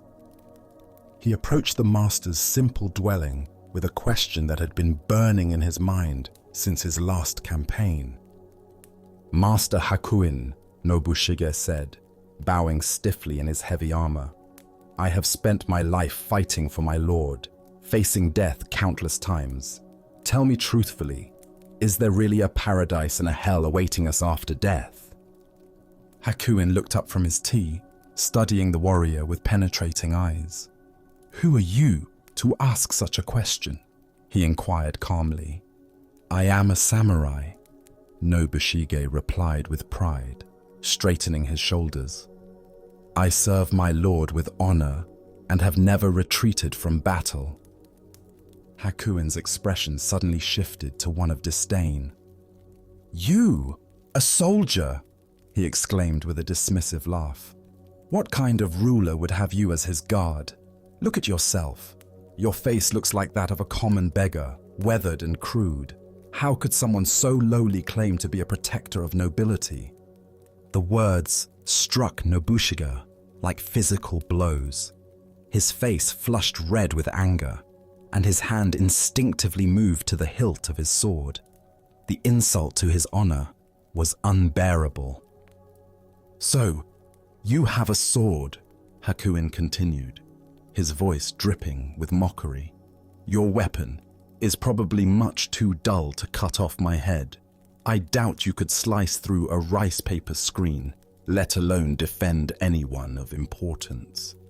Unable to contain his rage any longer, Nobushige began to draw his sword, the steel singing as it emerged from its scabbard. His entire body trembled with fury. His vision narrowed to focus solely on this insolent monk who dared to question his honor. At that precise moment, as the blade caught the afternoon light, Hakuin spoke with sudden clarity. Here, open the gates of hell! The words pierced through Nobushige's rage like an arrow finding its target. In that instant, he saw himself clearly, consumed by anger, ready to kill over wounded pride, his mind clouded by fury. He understood that hell was not some distant realm, but the very state he inhabited in that moment. The samurai's hand froze on his sword as recognition dawned across his features. Slowly, with great reverence, Nobushige sheathed his sword and bowed deeply before the master, his anger transformed into profound gratitude. Here open the gates of paradise, Hakuin said gently, his voice now filled with compassion. Buddha's wisdom reminds us, hatred does not cease by hatred, but only by love. This is the eternal rule. What emerges from this story is a startling revelation about the geography of our inner world. Heaven and hell are not distant destinations, but present moment experiences we create through the quality of our consciousness. Why do we so easily find ourselves at the gates of hell? Zen Buddhism points to the three poisons that cloud our minds: greed, hatred, and delusion. When Nobushige's pride was wounded, hatred arose instantly, transforming a peaceful afternoon into a realm of suffering. His entire reality shifted from curiosity about the afterlife to murderous rage in mere moments. The deeper teaching here shows us that we carry within ourselves the capacity for both states. Paradise and hell are not places we go to after death. They are experiences we inhabit while living.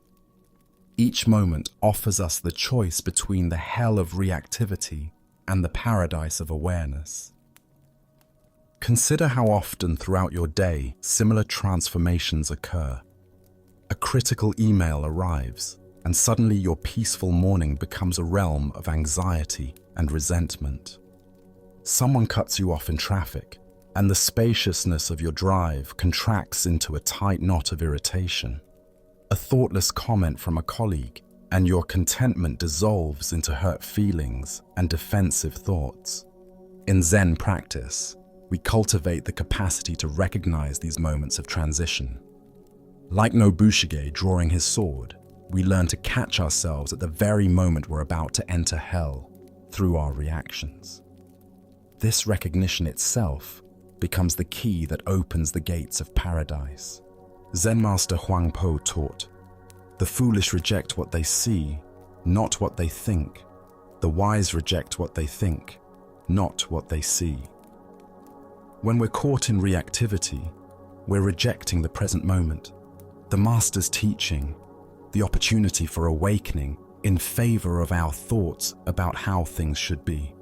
The Buddha said, "Better than 1,000 hollow words is one word that brings peace." Hakuin's apparent insults were not cruelty but compassion in disguise.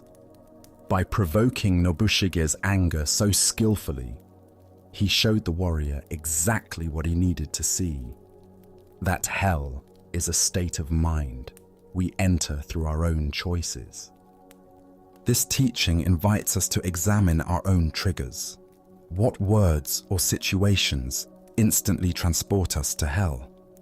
Perhaps it's feeling unappreciated at work, being misunderstood by family, or facing unexpected challenges. Each of these experiences offers the same choice Nobushige faced. Will we draw our sword or recognize the teaching? Tonight, as you notice irritation arising in response to some frustration, can you remember Hakuin's lesson? Can you recognize the moment when you're about to enter hell through your reactions and instead choose the paradise of awareness? As the Buddha taught, what we think, we become. In each moment, we are either opening the gates of hell through unconscious reactivity or opening the gates of paradise through mindful presence. As we continue our journey, let us now turn to a story about acceptance and the art of contentment. This is the shepherd's wisdom. Along a dusty mountain road where wildflowers dotted the hillsides, a weary traveler encountered a shepherd tending his flock. The morning sun climbed steadily higher, and clouds gathered on the horizon, creating an uncertain sky that could promise either gentle rain or scorching heat. The shepherd sat peacefully on a smooth boulder, watching his sheep graze contentedly among wild grasses. His face bore the calm expression of one who had spent countless seasons under open sky, learning lessons that only nature can teach. There was something in his demeanor, a quality of unshakable serenity that drew the traveler's attention. "Good morning, friend," the traveler called out, wiping sweat from his brow. "What kind of weather are we going to have today?" The shepherd looked up with eyes that held mountain stream clarity and smiled with genuine warmth. "The kind of weather I like," he replied simply, as if this were the most obvious answer in the world. The traveler paused, confused. He had expected a practical forecast that would help him plan his day. Instead, he received what seemed like circular logic, offering no useful information. "How do you know it will be the kind of weather you like?" the traveler pressed, his voice carrying frustration mixed with curiosity. The shepherd's smile deepened, and he gestured toward the vast sky above them, where clouds and clear patches moved in their eternal dance. "Having found out, sir, that I cannot always get what I like," he said, with the patience of one who had learned life's most essential lesson, "I have learned to always like what I get. So I am quite sure we will have the kind of weather I like." The traveler stood in silence, the profound simplicity of this wisdom settling into his understanding, like seeds finding fertile ground. Here was a man who had discovered something that all the weather predictions in the world could not provide: complete freedom from the anxiety of uncertainty. As the Buddha observed, attachment is the root of suffering. What emerges from this story is the recognition that true contentment comes not from controlling external circumstances, but from transforming our relationship to whatever circumstances arise. Why do we exhaust ourselves trying to arrange life according to our preferences rather than learning to find peace within whatever life presents. The shepherd represents what Zen calls great acceptance, not passive resignation, but the profound wisdom that recognizes resistance to reality as the primary source of suffering. When we fight against what is, we create an internal war that drains our energy and blocks our capacity for contentment. When we learn to align ourselves with reality as it unfolds, we discover the tremendous peace that comes from swimming with the current rather than against it. Consider how much mental and emotional energy we spend each day resisting circumstances beyond our control. Traffic jams, weather that doesn't match our plans, people who don't behave as we think they should. Each resistance creates a small contraction in our awareness, a tiny rebellion against reality that accumulates into chronic dissatisfaction. The shepherd's approach doesn't mean becoming passive or ceasing to have preferences. We can still hope for sunny days while fully accepting rainy ones. We can work toward goals while finding peace when outcomes differ from expectations. The key lies in holding our preferences lightly rather than allowing them to determine our contentment. Zen Master Seng Tsan wrote, "The great way is not difficult for those who have no preferences." This doesn't suggest eliminating all desires, but rather not allowing those desires to become demands that reality must fulfill for us to be okay. Look deeply at your own patterns of resistance. How often do you find yourself arguing with reality, wishing circumstances were different, or believing you'll be content when things change? This tension is optional, not because you should suppress your desires, but because you can learn to hold them more skillfully. The Buddha taught that attachment doesn't mean caring deeply about things. It means making our inner peace conditional on external circumstances, arranging themselves according to our specifications. The shepherd cares about his flock and appreciates comfort, but his fundamental contentment doesn't depend on any particular outcome. Tonight, as you reflect on the day's experiences, both pleasant and challenging, can you find the shepherd's secret within your own awareness? What if contentment isn't waiting for better circumstances, but is available right now through a shift in perspective? As the Buddha taught, happiness does not depend on what you have or who you are. It solely relies on what you think. The shepherd discovered that when we stop demanding that life conform to our expectations, we find the freedom to enjoy life exactly as it presents itself. Let us continue our journey with a story about the transformative power of fearlessness and unconditional compassion. This is the tale of the thief and the Zen master. One quiet evening, as twilight painted the sky in shades of purple and gold, Zen master Shichiri Kojun sat in his simple home, reciting ancient sutras. His voice flowed rhythmically through the peaceful rooms, each word a meditation, each breath a prayer. The soft glow of candlelight danced across the walls as he immersed himself completely in the sacred texts, finding deep tranquility in the familiar verses. Suddenly, the serenity was shattered. The front door burst open with a violent crash, and a desperate man entered, brandishing a sharp sword that gleamed menacingly in the candlelight. His eyes were wild with desperation, his clothes dirty and torn, his breathing heavy from running. He had clearly chosen this isolated house because he believed it would be an easy target. A peaceful monk would offer no resistance. "Money or your life?" the thief demanded, his voice trembling with a mixture of fear and aggression. He expected the old man to cower, to plead, to scramble frantically for whatever valuables he might have hidden away. But Shichiri didn't even look up from his sutra book. His voice remained calm and steady as he continued reciting for a moment before pausing to address the intruder. "Please don't disturb my practice," he said, with the same gentle tone he might use to ask someone to close a door. "If you need money, help yourself. It's in that drawer over there." He gestured casually toward a simple wooden chest, then immediately returned to his recitation as if nothing unusual had occurred. The thief stood frozen, his sword still raised, completely bewildered.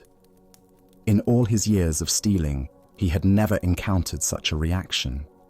No fear, no pleading, no anger, just matter-of-fact helpfulness, as if he were a neighbor who had stopped by to borrow something. Shaking his head in confusion, but proceeding with his business, the thief moved to the indicated drawer and began gathering the coins and small valuables he found there. The soft sound of the master's voice continued behind him, reciting sacred words as peacefully as if he were alone. Just as the thief was preparing to leave with his stolen goods, the master's voice called out again. "Wait," Shichiri said, finally looking up from his book. "Please don't take everything. I need some of that money to pay my taxes tomorrow. Leave a little for me, won't you?" The thief stared at him in amazement. Here was a man who was being robbed, calmly negotiating the terms of his own robbery, as if they were conducting normal business. Almost without thinking, the thief returned some of the money to the drawer. As he turned to leave, certain that this strange encounter was finally over, the master's voice stopped him once more. "You took my money," Shichiri called out, his tone carrying a note of reproach. "And you didn't even thank me. That's quite rude, don't you think?" This final comment left the thief completely speechless. His sword hand began to shake. Never in his most violent encounters had he been so thoroughly unnerved. Here was a man who treated robbery as if it were a favor, who was more concerned about politeness than personal safety. Thank you," the thief stammered, and then fled into the night as quickly as his legs would carry him. Later, when the thief was caught and confessed to numerous crimes, including the incident at Shichiri's house, the master was called as a witness. The court officials expected him to demand justice, to describe the terror and violation he had experienced. Instead, Shichiri spoke with the same calm clarity he had shown that evening. "This man did not steal anything from me," he testified. "I gave him the money freely. He even thanked me for it, though it took a little reminding." The thief, sitting in chains, felt something break open in his chest as he heard these words. This man had not only shown him extraordinary kindness in the moment of the crime, but was now protecting him from the consequences. For the first time in years, tears came to his eyes. Not tears of self-pity or anger, but tears of recognition. He had encountered something he had never experienced before: love without conditions. Upon his release from prison, the former thief sought out the master and begged to become his student. Under Shichiri's patient guidance, he learned to cultivate the same fearless compassion he had witnessed that night. Years later, through dedicated practice and the master's unwavering belief in his potential for transformation, he attained the deep peace and wisdom of enlightenment. As the Buddha observed, hatred does not cease by hatred, but only by love. This is the eternal rule. What emerges from this story is the revolutionary power of meeting violence with absolute peace. responding to taking with giving and answering fear with love. Why do we instinctively believe that force must be met with force, that aggression requires defensive reaction? Zen Buddhism reveals that this pattern, while natural, often perpetuates the very conflicts it seeks to resolve. When we respond to hostility with hostility, we simply escalate the cycle of suffering. But when we respond with genuine compassion, not passive submission, but active love, we create space for transformation that wouldn't otherwise exist. Look deeply at your own experience. When someone approaches you with anger, criticism, or demand, what is your automatic response? Most of us immediately mobilize our defenses, preparing to protect ourselves through counterattack or withdrawal. But notice what happens in your body and mind during these defensive reactions. Does the tension decrease or increase? Does the conflict resolve or intensify? Shichiri's response demonstrates what Zen calls skillful means, acting from wisdom rather than reflex. His fearlessness didn't come from being unaware of danger, but from understanding something profound about the nature of reality. He recognized that the thief's aggression arose from desperation and suffering, not from inherent evil. By refusing to see him as an enemy, Shichiri created the possibility for the thief to see himself differently. In Zen practice, we cultivate what might be called the courage of defenselessness. This doesn't mean being naive about genuine danger or allowing ourselves to be harmed unnecessarily. Rather, it means developing the confidence to respond to difficult situations from our highest wisdom rather than our most primitive instincts. The Buddha taught, in the end, just 3 things matter: how well we have lived, how well we have loved, how well we have learned to let go. Shichiri embodied all 3 in his encounter with the thief. He lived from complete presence, loved without conditions, and let go of any attachment to his possessions or even his personal safety. Consider the people in your life who challenge you: the difficult colleague, the critical family member, the aggressive driver in traffic. What would it mean to meet their energy with the same kind of fearless compassion Shichiri showed? Not by agreeing with them or submitting to their demands, but by refusing to match their level of reactivity, by staying connected to your own center of peace, regardless of their behavior. Tonight, as you encounter your own moments of tension or conflict, can you remember the master who treated a robber as an honored guest? Can you find the space between stimulus and response where choice lives, where you can decide to meet aggression with peace, taking with giving, fear with love? Buddha's wisdom reminds us, better than 1,000 hollow words is one word that brings peace. Sometimes the most powerful response to violence is simply to remain unshakable in our commitment to compassion, knowing that love has a transformative power that force can never match. Let us continue on our journey with a story about how our inner landscape shapes our outer experience. This is the tale of the 2 towns. In a bustling marketplace where merchants hawked their wares and travelers stopped to rest on their journeys, a wise Zen master had established a modest tea stall. People came not only for refreshment, but for the master's reputation for offering practical wisdom to those facing life's transitions and uncertainties. On this particular day, 2 different men approached the master's stall, each carrying the same question but embodying very different energies. Both were considering major life changes. Both were strangers to this place, and both sought guidance about whether this town might become their new home. The first man arrived with a tense expression, his shoulders carrying the weight of accumulated frustrations. As he approached the tea stall, his eyes darted around suspiciously, already assessing and finding fault with what he observed. "I'm thinking of moving to this town," he announced without preamble. "What's it like?" The Zen master looked at the man with gentle attention, noting not just his words, but the quality of energy he brought to the question. Rather than offering immediate description, the master asked his own question. "What was your old town like?"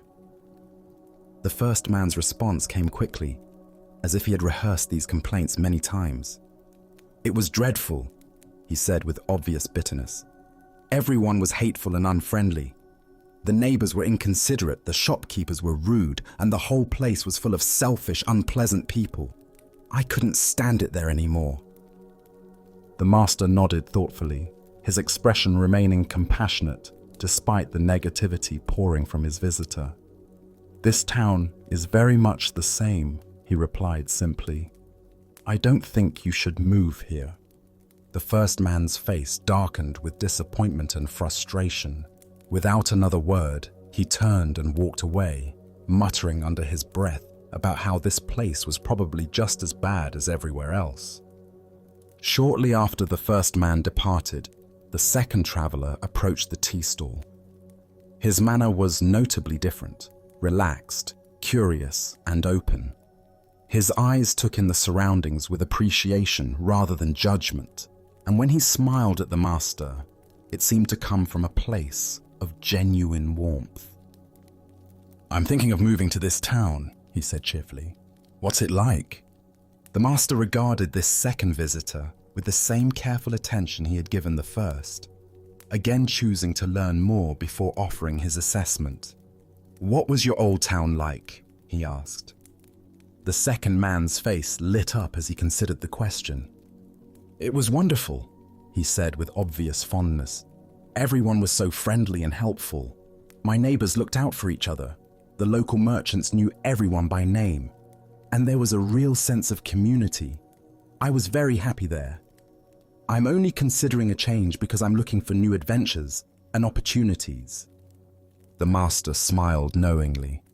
"This town is very much the same," he told the second man. "I think you will like it here very much." The second man's face broke into a delighted grin. He thanked the master warmly and walked away with a spring in his step, already seeing possibilities and connections in his new environment. Buddha's wisdom teaches us, all that we are is the result of what we have thought. The mind is everything. What we think, we become. This ancient insight illuminates the profound truth demonstrated by the master's seemingly contradictory responses to the two travelers.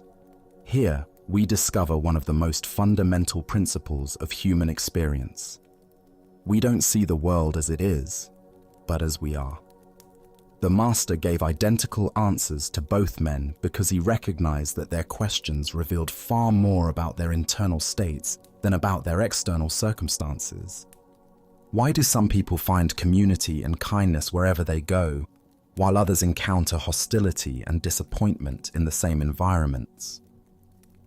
Buddhist psychology explains that our perceptual filters, shaped by our habitual mental patterns, literally create our experienced reality. We notice evidence that confirms our existing beliefs while filtering out information that contradicts them. The first man carried what modern psychology might call a negative attribution bias, the tendency to interpret ambiguous situations in the most negative possible way. His mind was like a magnet for negative experiences, not because the world was inherently hostile, but because that's what he was conditioned to see. The second man demonstrated the opposite pattern, a generous attribution style that assumed the best in others and looked for positive connections. His mind was attuned to kindness and possibility. Consider how this plays out in daily life.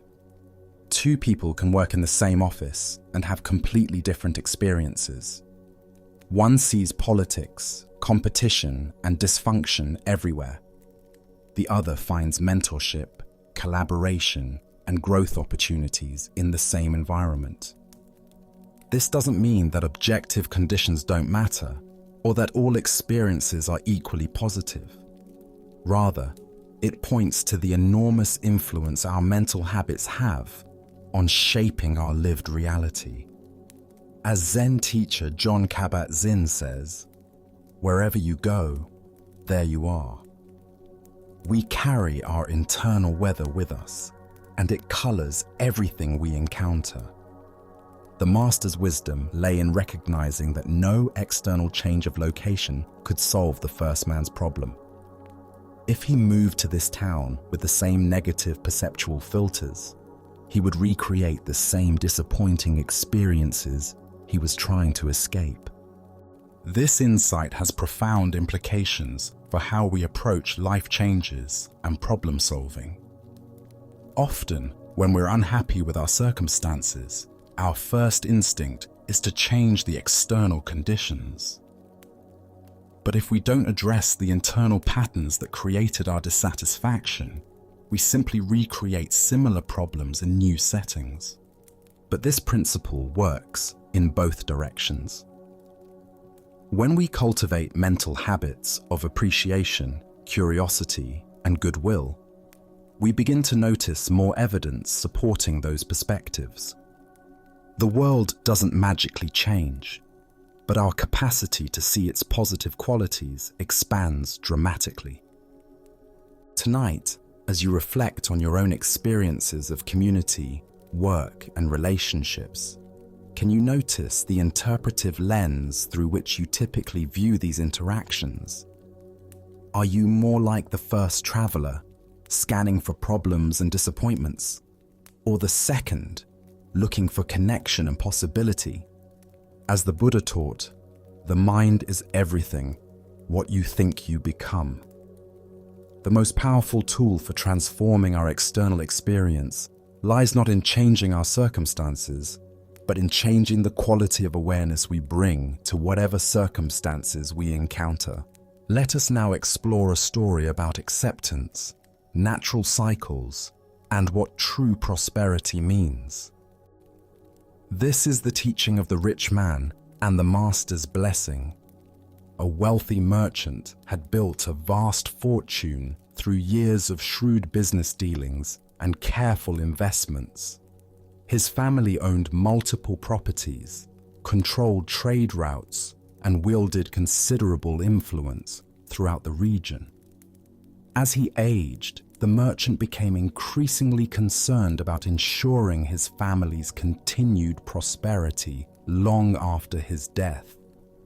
Having heard of a renowned Zen master whose wisdom was said to transcend ordinary understanding, the merchant decided to commission something special. He approached the master with a request that seemed both generous and practical.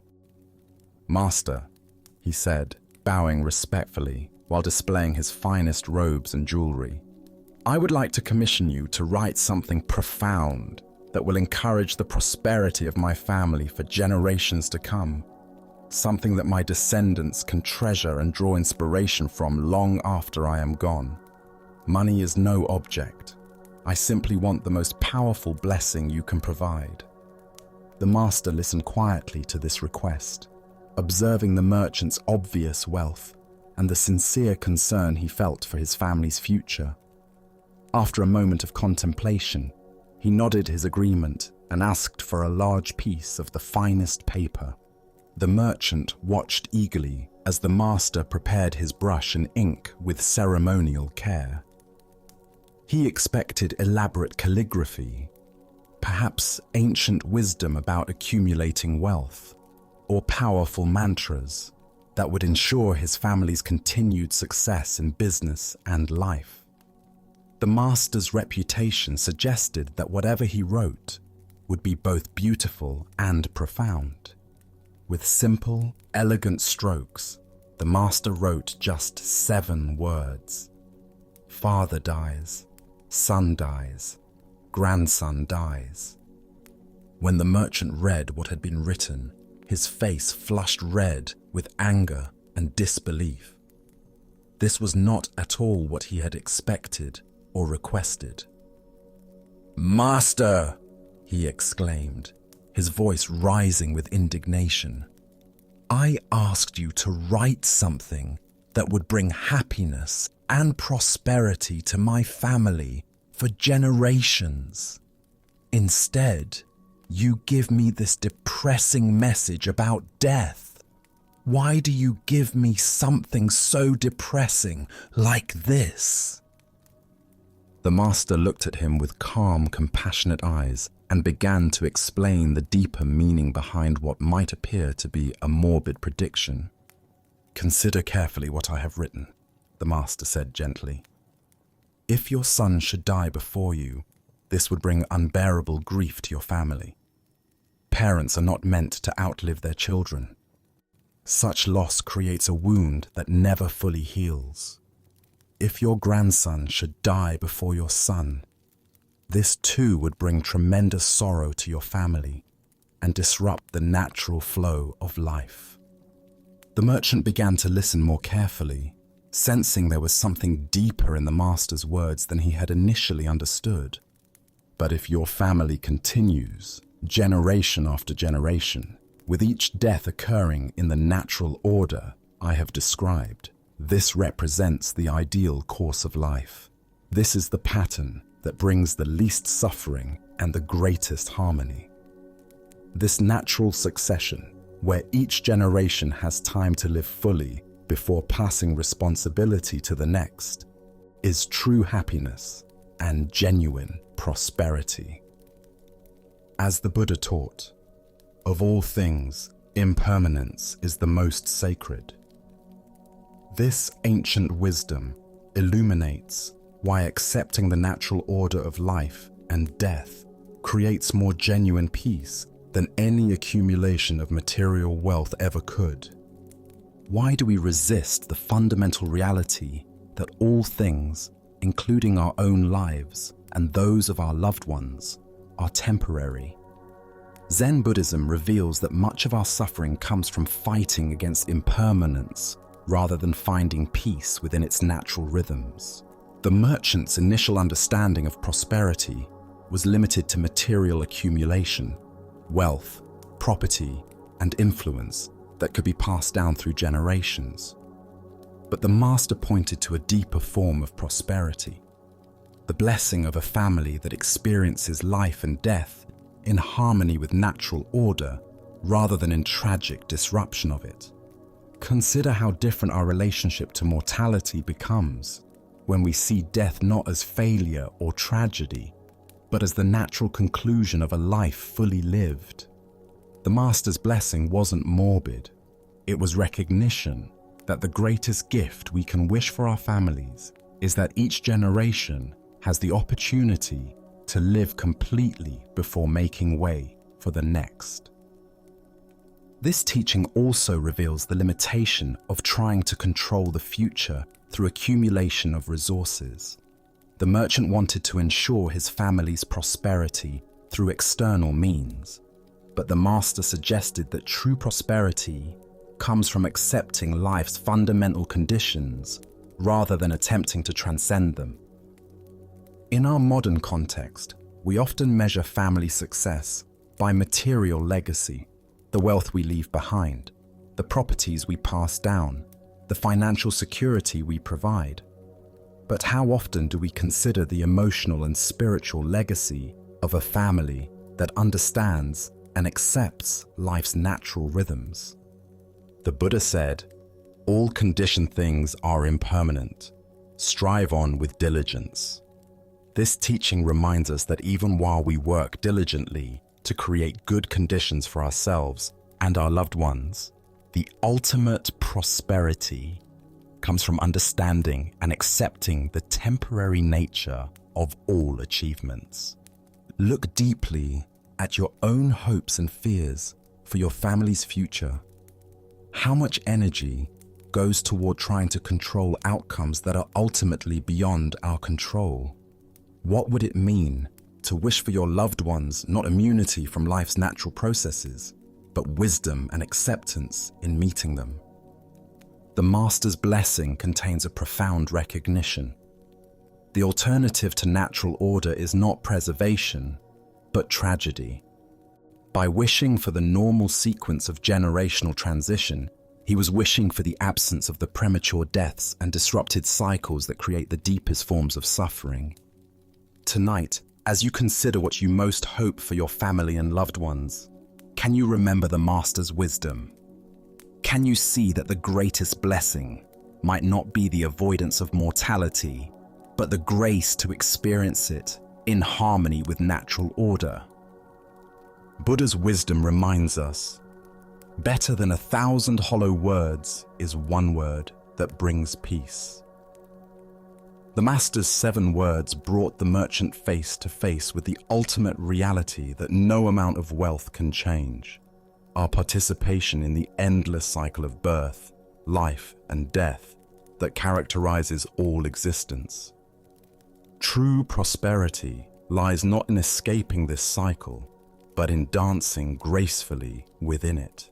Let us now turn to a story about the deceptive nature of appearances and the masks we wear in seeking acceptance. This is the tale of the hungry abbot and the generous robe. In a bustling merchant quarter of an ancient Chinese city, where silk traders and wealthy families built elaborate houses behind high walls, there lived a man whose prosperity was known throughout the region. His mansion boasted carved jade doorways, courtyards filled with exotic birds, and servants who attended to every detail of daily life. This man took great pride in his position and was particular about maintaining his reputation among other prominent citizens. One morning, as autumn rain fell steadily on the cobblestone streets, a figure approached his ornate front gate. The visitor was a Zen abbot from a mountain monastery, but he appeared as nothing more than a beggar.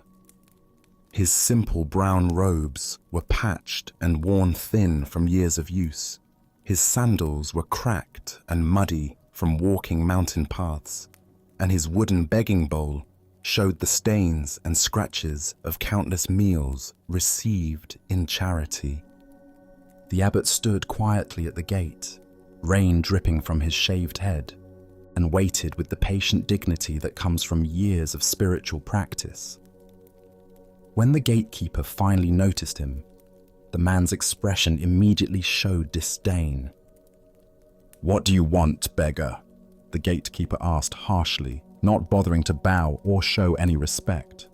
"This is the house of an important man. We have no scraps for wanderers." "I am traveling and seeking alms," the abbot replied gently. "Perhaps your master would offer a simple meal to a monk." The gatekeeper looked him up and down with obvious contempt. These ragged clothes, this worn appearance. Clearly this was just another vagrant trying to take advantage of his master's household. "Be gone," he commanded. "My master does not waste food on beggars. Seek your charity elsewhere." The abbot accepted this rejection without anger or argument. He simply bowed, turned, and walked back into the rain, his empty bowl tucked beneath his arm. Several hours later, as the afternoon sun broke through the clouds, the same figure returned to the same gate. But now everything had changed. The abbot wore his formal ceremonial robes, rich golden silk embroidered with intricate patterns, a magnificent purple sash across his shoulders, and prayer beads carved from precious wood. His bearing remained humble, but his appearance now spoke unmistakably of high spiritual rank and monastery wealth. This time, when the gatekeeper saw him approaching, his entire demeanor transformed. "Welcome, honored master," he exclaimed, bowing deeply. Please enter. My master will be so pleased to receive such a distinguished visitor." The rich man himself hurried out to greet the abbot personally, offering elaborate bows and flowery words of welcome. "Venerable sir, what an honor for our humble household. You must join us for our finest meal. Please allow us to serve you." They ushered the abbot into their most elegant dining room, where servants quickly prepared a sumptuous feast. Delicate fish, perfectly seasoned vegetables, fragrant rice, and sweet desserts filled the low table. The rich man sat opposite the abbot, beaming with pride at his ability to host such an important religious figure. As the first course was served, the abbot did something completely unexpected. Instead of eating, he carefully removed his beautiful ceremonial robe and folded it with great attention. Then, with deliberate precision, he placed the folded robe directly in front of the feast, as if it were the honored guest. Standing up with quiet dignity, the abbot spoke clearly so all present could hear. "This meal is not for me, it is for the robe." Without another word, he walked out of the house, leaving behind both the magnificent feast and the rich man's stunned realization of his own superficial judgment. Buddha's wisdom reminds us, judge not by appearances. A rich heart may be under a poor coat. Here we discover how our fixation on external appearances creates barriers to genuine human connection and spiritual understanding. Why do we judge others so quickly based on their clothing, status symbols, or outward presentation? Zen Buddhism points to our conditioned mind's habit of creating categories and hierarchies based on surface appearances. This mental shortcut allows us to feel we understand people without the more challenging work of seeing their true nature. The rich man's household represents a pattern we all recognize in ourselves. How differently do we treat the well-dressed stranger versus the poorly dressed one? How does our attention change when someone mentions their impressive job title versus their humble occupation? How does our respect shift when we learn someone's wealth or poverty? This ancient wisdom illuminates our tendency to project worth onto external symbols rather than recognizing the inherent dignity of every person. The abbot remained exactly the same person in both encounters. His wisdom, compassion, and spiritual realization unchanged by his clothing. Yet the household's treatment of him transformed completely, based solely on appearances. Look deeply at your own patterns of judgment. Perhaps you find yourself making assumptions about people in expensive cars versus old vehicles, designer clothes versus thrift store finds, prestigious addresses versus modest neighborhoods. Each of these judgments reveals how we've been conditioned to equate external appearance with internal worth. The story points us toward a fundamental question about authenticity. If we receive a different treatment based on our presentation, which version of ourselves is real? Are we the person in casual clothes running errands, or the person dressed professionally for important meetings? Are we the one seeking help, or the one offering it? In Zen practice, we cultivate what's called original face, the authentic self that exists beneath all roles, costumes, and presentations. This original face doesn't change whether we're wearing rags or ceremonial robes, whether others treat us with respect or dismissal. Zen Master Bankei taught, "Your original face is not born and does not die." This teaching invites us to recognize that our essential nature, our capacity for awareness, love, and wisdom remains constant, regardless of how others perceive us or how we present ourselves to the world. The abbot's teaching was not just for the rich man, but for all of us who might witness his story. By feeding the robe instead of himself, he revealed how often we relate to people's personas rather than their essence. We honor the title, the clothing, the the symbols of status, while missing the actual human being present before us. Consider how this insight might transform your daily interactions. The server at your restaurant, the clerk at the store, the person asking for directions, each carries the same essential dignity as the most honored guest. The challenge is seeing past the uniforms, the circumstances, the social roles to the original face beneath.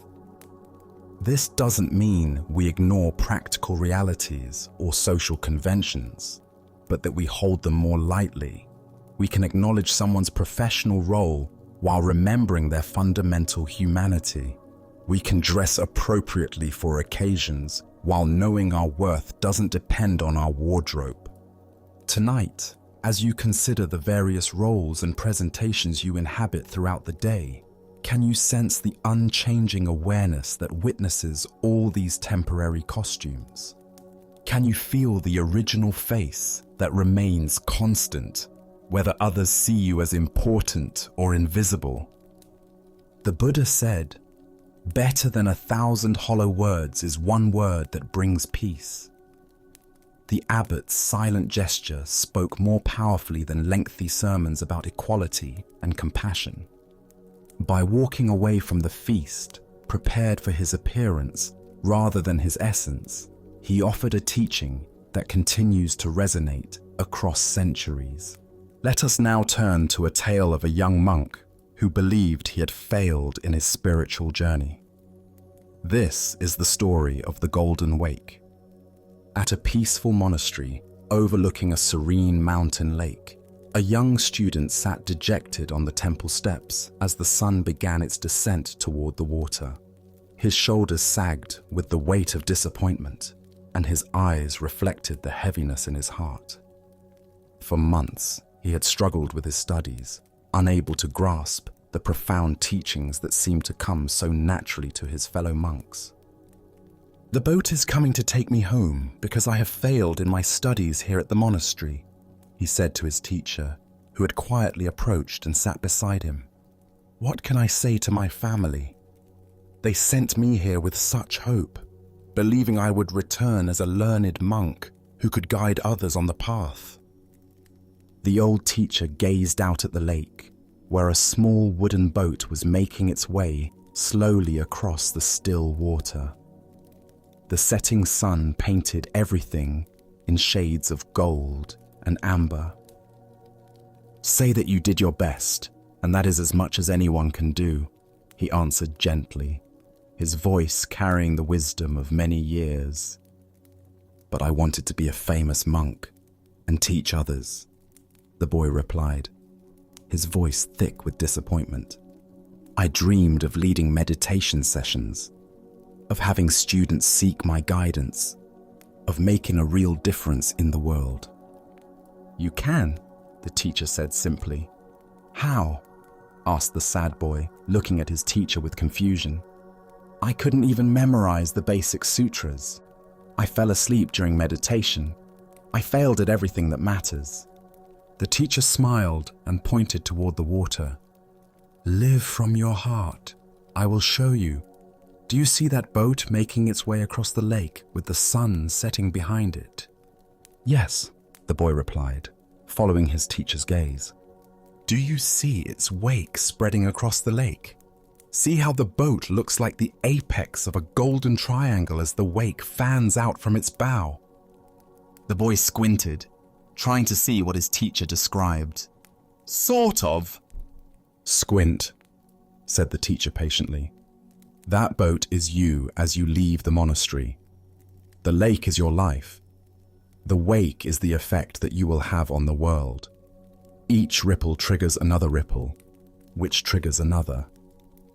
By constantly striving to live as wise and loving a life as you can teach the path of love to everyone you meet simply by being yourself.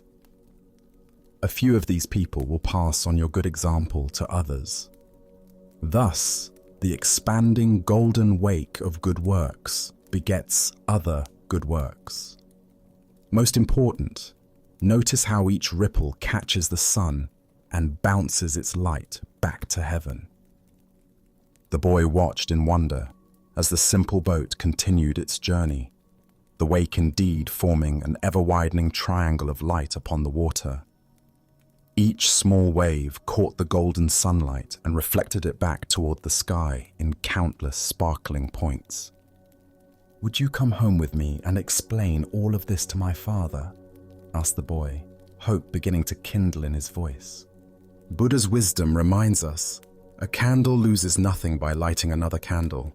The deeper teaching here shows us that influence spreads not through grand gestures or perfect knowledge, but through the simple authenticity of a heart committed to goodness. Why do we believe that only formal credentials or recognized achievements qualify us to make a meaningful impact? Zen Buddhism points to our attachment to external validation and our misunderstanding of how wisdom actually transmits from person to person. We imagine that teaching requires a podium, a title, or a certificate, when in reality, the most profound lessons are shared through the quality of our presence and the integrity of our actions. Consider how often throughout your day you encounter people who touch your life not through their expertise, but through their kindness, their patience, or their simple human warmth. The grocery store clerk who greets you with genuine care, the stranger who offers directions with a smile, the friend who listens without judgment. These people create ripples that extend far beyond their awareness. In Zen practice, we cultivate what might be called unconscious teaching. This is the natural transmission that occurs when we align our actions with our deepest values. Like the boat on the lake, we may not see our wake, but it spreads inevitably behind us, touching shores we never knew existed. The Buddha said, "Thousands of candles can be lighted from a single candle, and the life of the candle will not be shortened." Happiness never decreases by being shared. Each moment of authentic living becomes a teaching. Each act of compassion creates ripples. Each choice to respond with wisdom rather than reactivity sends light back toward heaven. Tonight, as you reflect on your own journey, can you see the golden wake you're already creating? Perhaps it's in the patience you show a difficult family member, the encouragement you offer a struggling colleague, or the simple presence you bring to everyday encounters. The light you reflect may be illuminating paths you've never imagined. Our next story reveals the difference between knowledge and true awareness. This is the tale of the teacher who thought he had arrived. After a decade of intensive training under various masters, studying countless texts, and dedicating himself wholly to Zen practice, a monk named Tenno finally achieved what he had long sought: recognition as a qualified teacher. His understanding of Buddhist philosophy was profound. His meditation practice was deep and stable, and his ability to guide others had been tested and approved. He received the formal acknowledgement that he was ready to teach the Dharma and help others along the path of awakening. Proud of his accomplishment and eager to learn from one of the most renowned masters of his time, Tenno decided to visit the famous Zen master Nan-in. The older teacher's reputation for wisdom and insight was legendary throughout the region, and Tenno looked forward to engaging in deep Dharma discussions and perhaps receiving some final polishing of his understanding. It was a rainy day when Tenno made his pilgrimage to Nanin's temple. The roads were muddy and slippery, puddles reflected the grey sky, and the steady rainfall required him to carry an umbrella to stay dry. When he reached the temple, he carefully removed his wooden clogs and placed them on the covered porch along with his umbrella, just as custom dictated. He arranged his outer robes, composed himself properly, and entered the temple to meet the great master. Nan-in received him graciously, bowing with the respect due to a fellow teacher while maintaining the dignity of his greater experience. They sat together in the simple receiving room, and Tenno expected their conversation to focus on sophisticated points of doctrine, subtle aspects of meditation technique, or perhaps the challenges of guiding students. Instead, after the initial pleasantries, Nan-in asked what seemed like an absurdly mundane question. "I noticed you left your wooden clogs and umbrella on the porch when you entered. Tell me, did you place your umbrella to the left of your shoes or to the right?" Tenno was caught completely off guard. Of all the profound topics they could discuss, why was this renowned master asking about such a trivial detail? He tried to recall the moment he had arranged his belongings, but realized with growing dismay that he had no idea. He had been so focused on the importance of this meeting, so preoccupied with the impressive conversation he expected to have, that he had performed the simple act of arranging his belongings in complete unconsciousness. I don't know," Tenno admitted, his voice barely above a whisper. In that moment of confession, the full implications of his ignorance became clear to him. Here he was, a certified teacher of mindfulness and awareness, and he couldn't even remember a simple action he had performed just minutes earlier. Nan-in smiled with infinite compassion, not mockery. "Then you have not yet attained full awareness," he said gently. "Someone who is truly awake pays complete attention to every moment, every action, every detail of experience. The way you arrange your belongings reflects the same quality of attention you bring to meditation, to teaching, to all of life." In that instant, Tenno's pride in his accomplishments crumbled, replaced by a humbling recognition of how much deeper his practice needed to go. He understood that true awareness isn't something you achieve once and then possess forever. It's a quality of attention that must be cultivated and maintained in every single moment, in the most ordinary activities as well as the most exalted spiritual practices. Without hesitation, Tenno requested to become Nan-in's student. For the next 10 years, he studied under the master's guidance, learning to bring the same quality of conscious attention to placing his shoes that he brought to formal meditation, to treat the arrangement of an umbrella with the same reverence he showed to sacred texts. When he finally left Nan-in's temple, he was a completely different kind of teacher, one who understood that enlightenment is not a destination, but a way of traveling, not an achievement, but a continuous practice of complete presence. As the Buddha observed, if you want to know your past, look at your present condition. If you want to know your future, look at your present actions. What emerges from this story is the recognition that true spiritual development is measured not by our peak experiences, but by the quality of attention we bring to ordinary moments. Why do we assume that enlightenment exists only in special circumstances, formal practices, or elevated states of consciousness?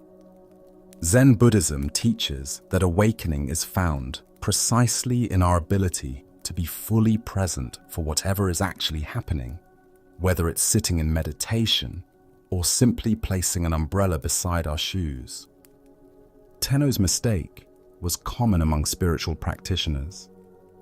He had developed the ability to be mindful during designated practice periods, but hadn't yet learned to extend that same quality of awareness to everyday activities. He could be present while sitting in meditation, but unconscious while performing simple tasks. This split between spiritual activities and ordinary activities is one of the most subtle traps on the path of awakening. We imagine that consciousness is something we turn on during meditation and turn off during mundane tasks. But true practice integrates awareness into every aspect of life. Consider your own daily routine. How present are you while brushing your teeth, making coffee, or putting on your shoes? Do you perform these activities with the same quality of attention you might bring to more important tasks? The gap between formal practice and informal practice often reveals where our awareness needs to deepen. Zen Master Dogen taught, practice and enlightenment are one. This means that the quality of consciousness we cultivate in any moment is both the path and the destination. There's no separation between developing awareness and being aware. Every moment offers a complete opportunity for awakening. Nanin's question wasn't about umbrellas and shoes. It was about whether Tenno's spiritual development had penetrated into the cellular level of his daily existence. Could he maintain the same presence while performing unconscious habits that he brought to conscious spiritual practice? The Buddha said, mindfulness is the path to the deathless. Heedlessness is the path to death. Those who are mindful do not die. Those who are heedless are as if dead already. True aliveness is found in complete presence, and complete presence can be cultivated in any activity, no matter how simple or mundane. Look deeply at your own relationship between formal practice and daily life. Where do you treat certain activities as worthy of attention, while others are performed on autopilot? This isn't about becoming obsessively focused on every tiny detail, but about recognizing that the same capacity for presence that serves us in meditation can transform every aspect of our lives. The paradox is that the most ordinary moments often offer the greatest opportunities for awakening. When we're sitting in formal meditation, we expect to be mindful. But when we're simply arranging our belongings or performing routine tasks, we have a chance to discover whether our practice has truly taken root or remains confined to special circumstances. In Zen temples, students are taught that washing dishes is as sacred as chanting sutras, that sweeping floors is as important as studying philosophy. This isn't because these activities are inherently special, but because the quality of consciousness we bring to any activity determines its spiritual value. Thich Nhat Hanh wrote, washing dishes is not only a way to have clean dishes. Washing dishes is also a way to live fully in each moment. This points to the fundamental teaching that Nanin was offering Tenno. Every action is an opportunity to practice complete presence. The master's question revealed that Tenno's decade of training had developed his capacity for awareness during designated practice periods, but hadn't yet integrated that awareness into the seamless flow of daily life. He could be conscious when he intended to be conscious, but he hadn't yet learned to make consciousness his default state. This integration is what distinguishes genuine spiritual maturity from mere spiritual knowledge. It's relatively easy to be mindful when we remember to be mindful. The deeper practice is developing the kind of natural awareness that operates whether we're thinking about it or not. Tonight, as you perform the simple actions that end your day, brushing your teeth, changing clothes, arranging items for tomorrow, can you bring the same quality of attention you might give to formal meditation? Can you discover whether your spiritual practice has penetrated into the unconscious habits that make up so much of daily life? Buddha's wisdom reminds us, every moment is a teacher and every place is a classroom. The umbrella beside the shoes was Tenno's teacher that day, revealing exactly where his practice needed to deepen. Sometimes the most profound lessons come disguised as the most ordinary questions, asked by masters wise enough to see that true awakening is found not in transcending the mundane, but in discovering the sacred hidden within it. As our time of shared reflection draws to a quiet end, take a moment to notice the stillness that has settled over you. This tranquility you feel is not a fleeting visitor, but a fundamental part of your own awareness, a quiet space you can return to long after these words have faded. The calm you've cultivated tonight is a testament to your own capacity for balance, a capacity that resides within you, always present and patiently waiting. The Buddha wisely taught, "Those who are free of resentful thoughts surely find peace." Consider this simple but profound truth. The eye-opening stories we have shared tonight were not just tales of monks and masters. They were mirrors reflecting the ease that comes when we let go of our grievances and release our tight hold on outcomes. They have shown, in myriad ways, that a quiet mind is not an elusive goal, but the natural state that emerges when we cease struggling with what is. The clarity you've touched is born from this gentle release. As you drift towards sleep, let this understanding permeate your being. The lessons from these Zen teachings are now a part of your inner landscape. Even if the mind wanders or old tensions reappear, the seeds of mindfulness planted tonight have taken root. They are a source of strength you can draw upon any time, a quiet anchor in the midst of life's inevitable currents. This practice is not about achieving a perfect state, but about returning again and again to the present moment with kindness and attention.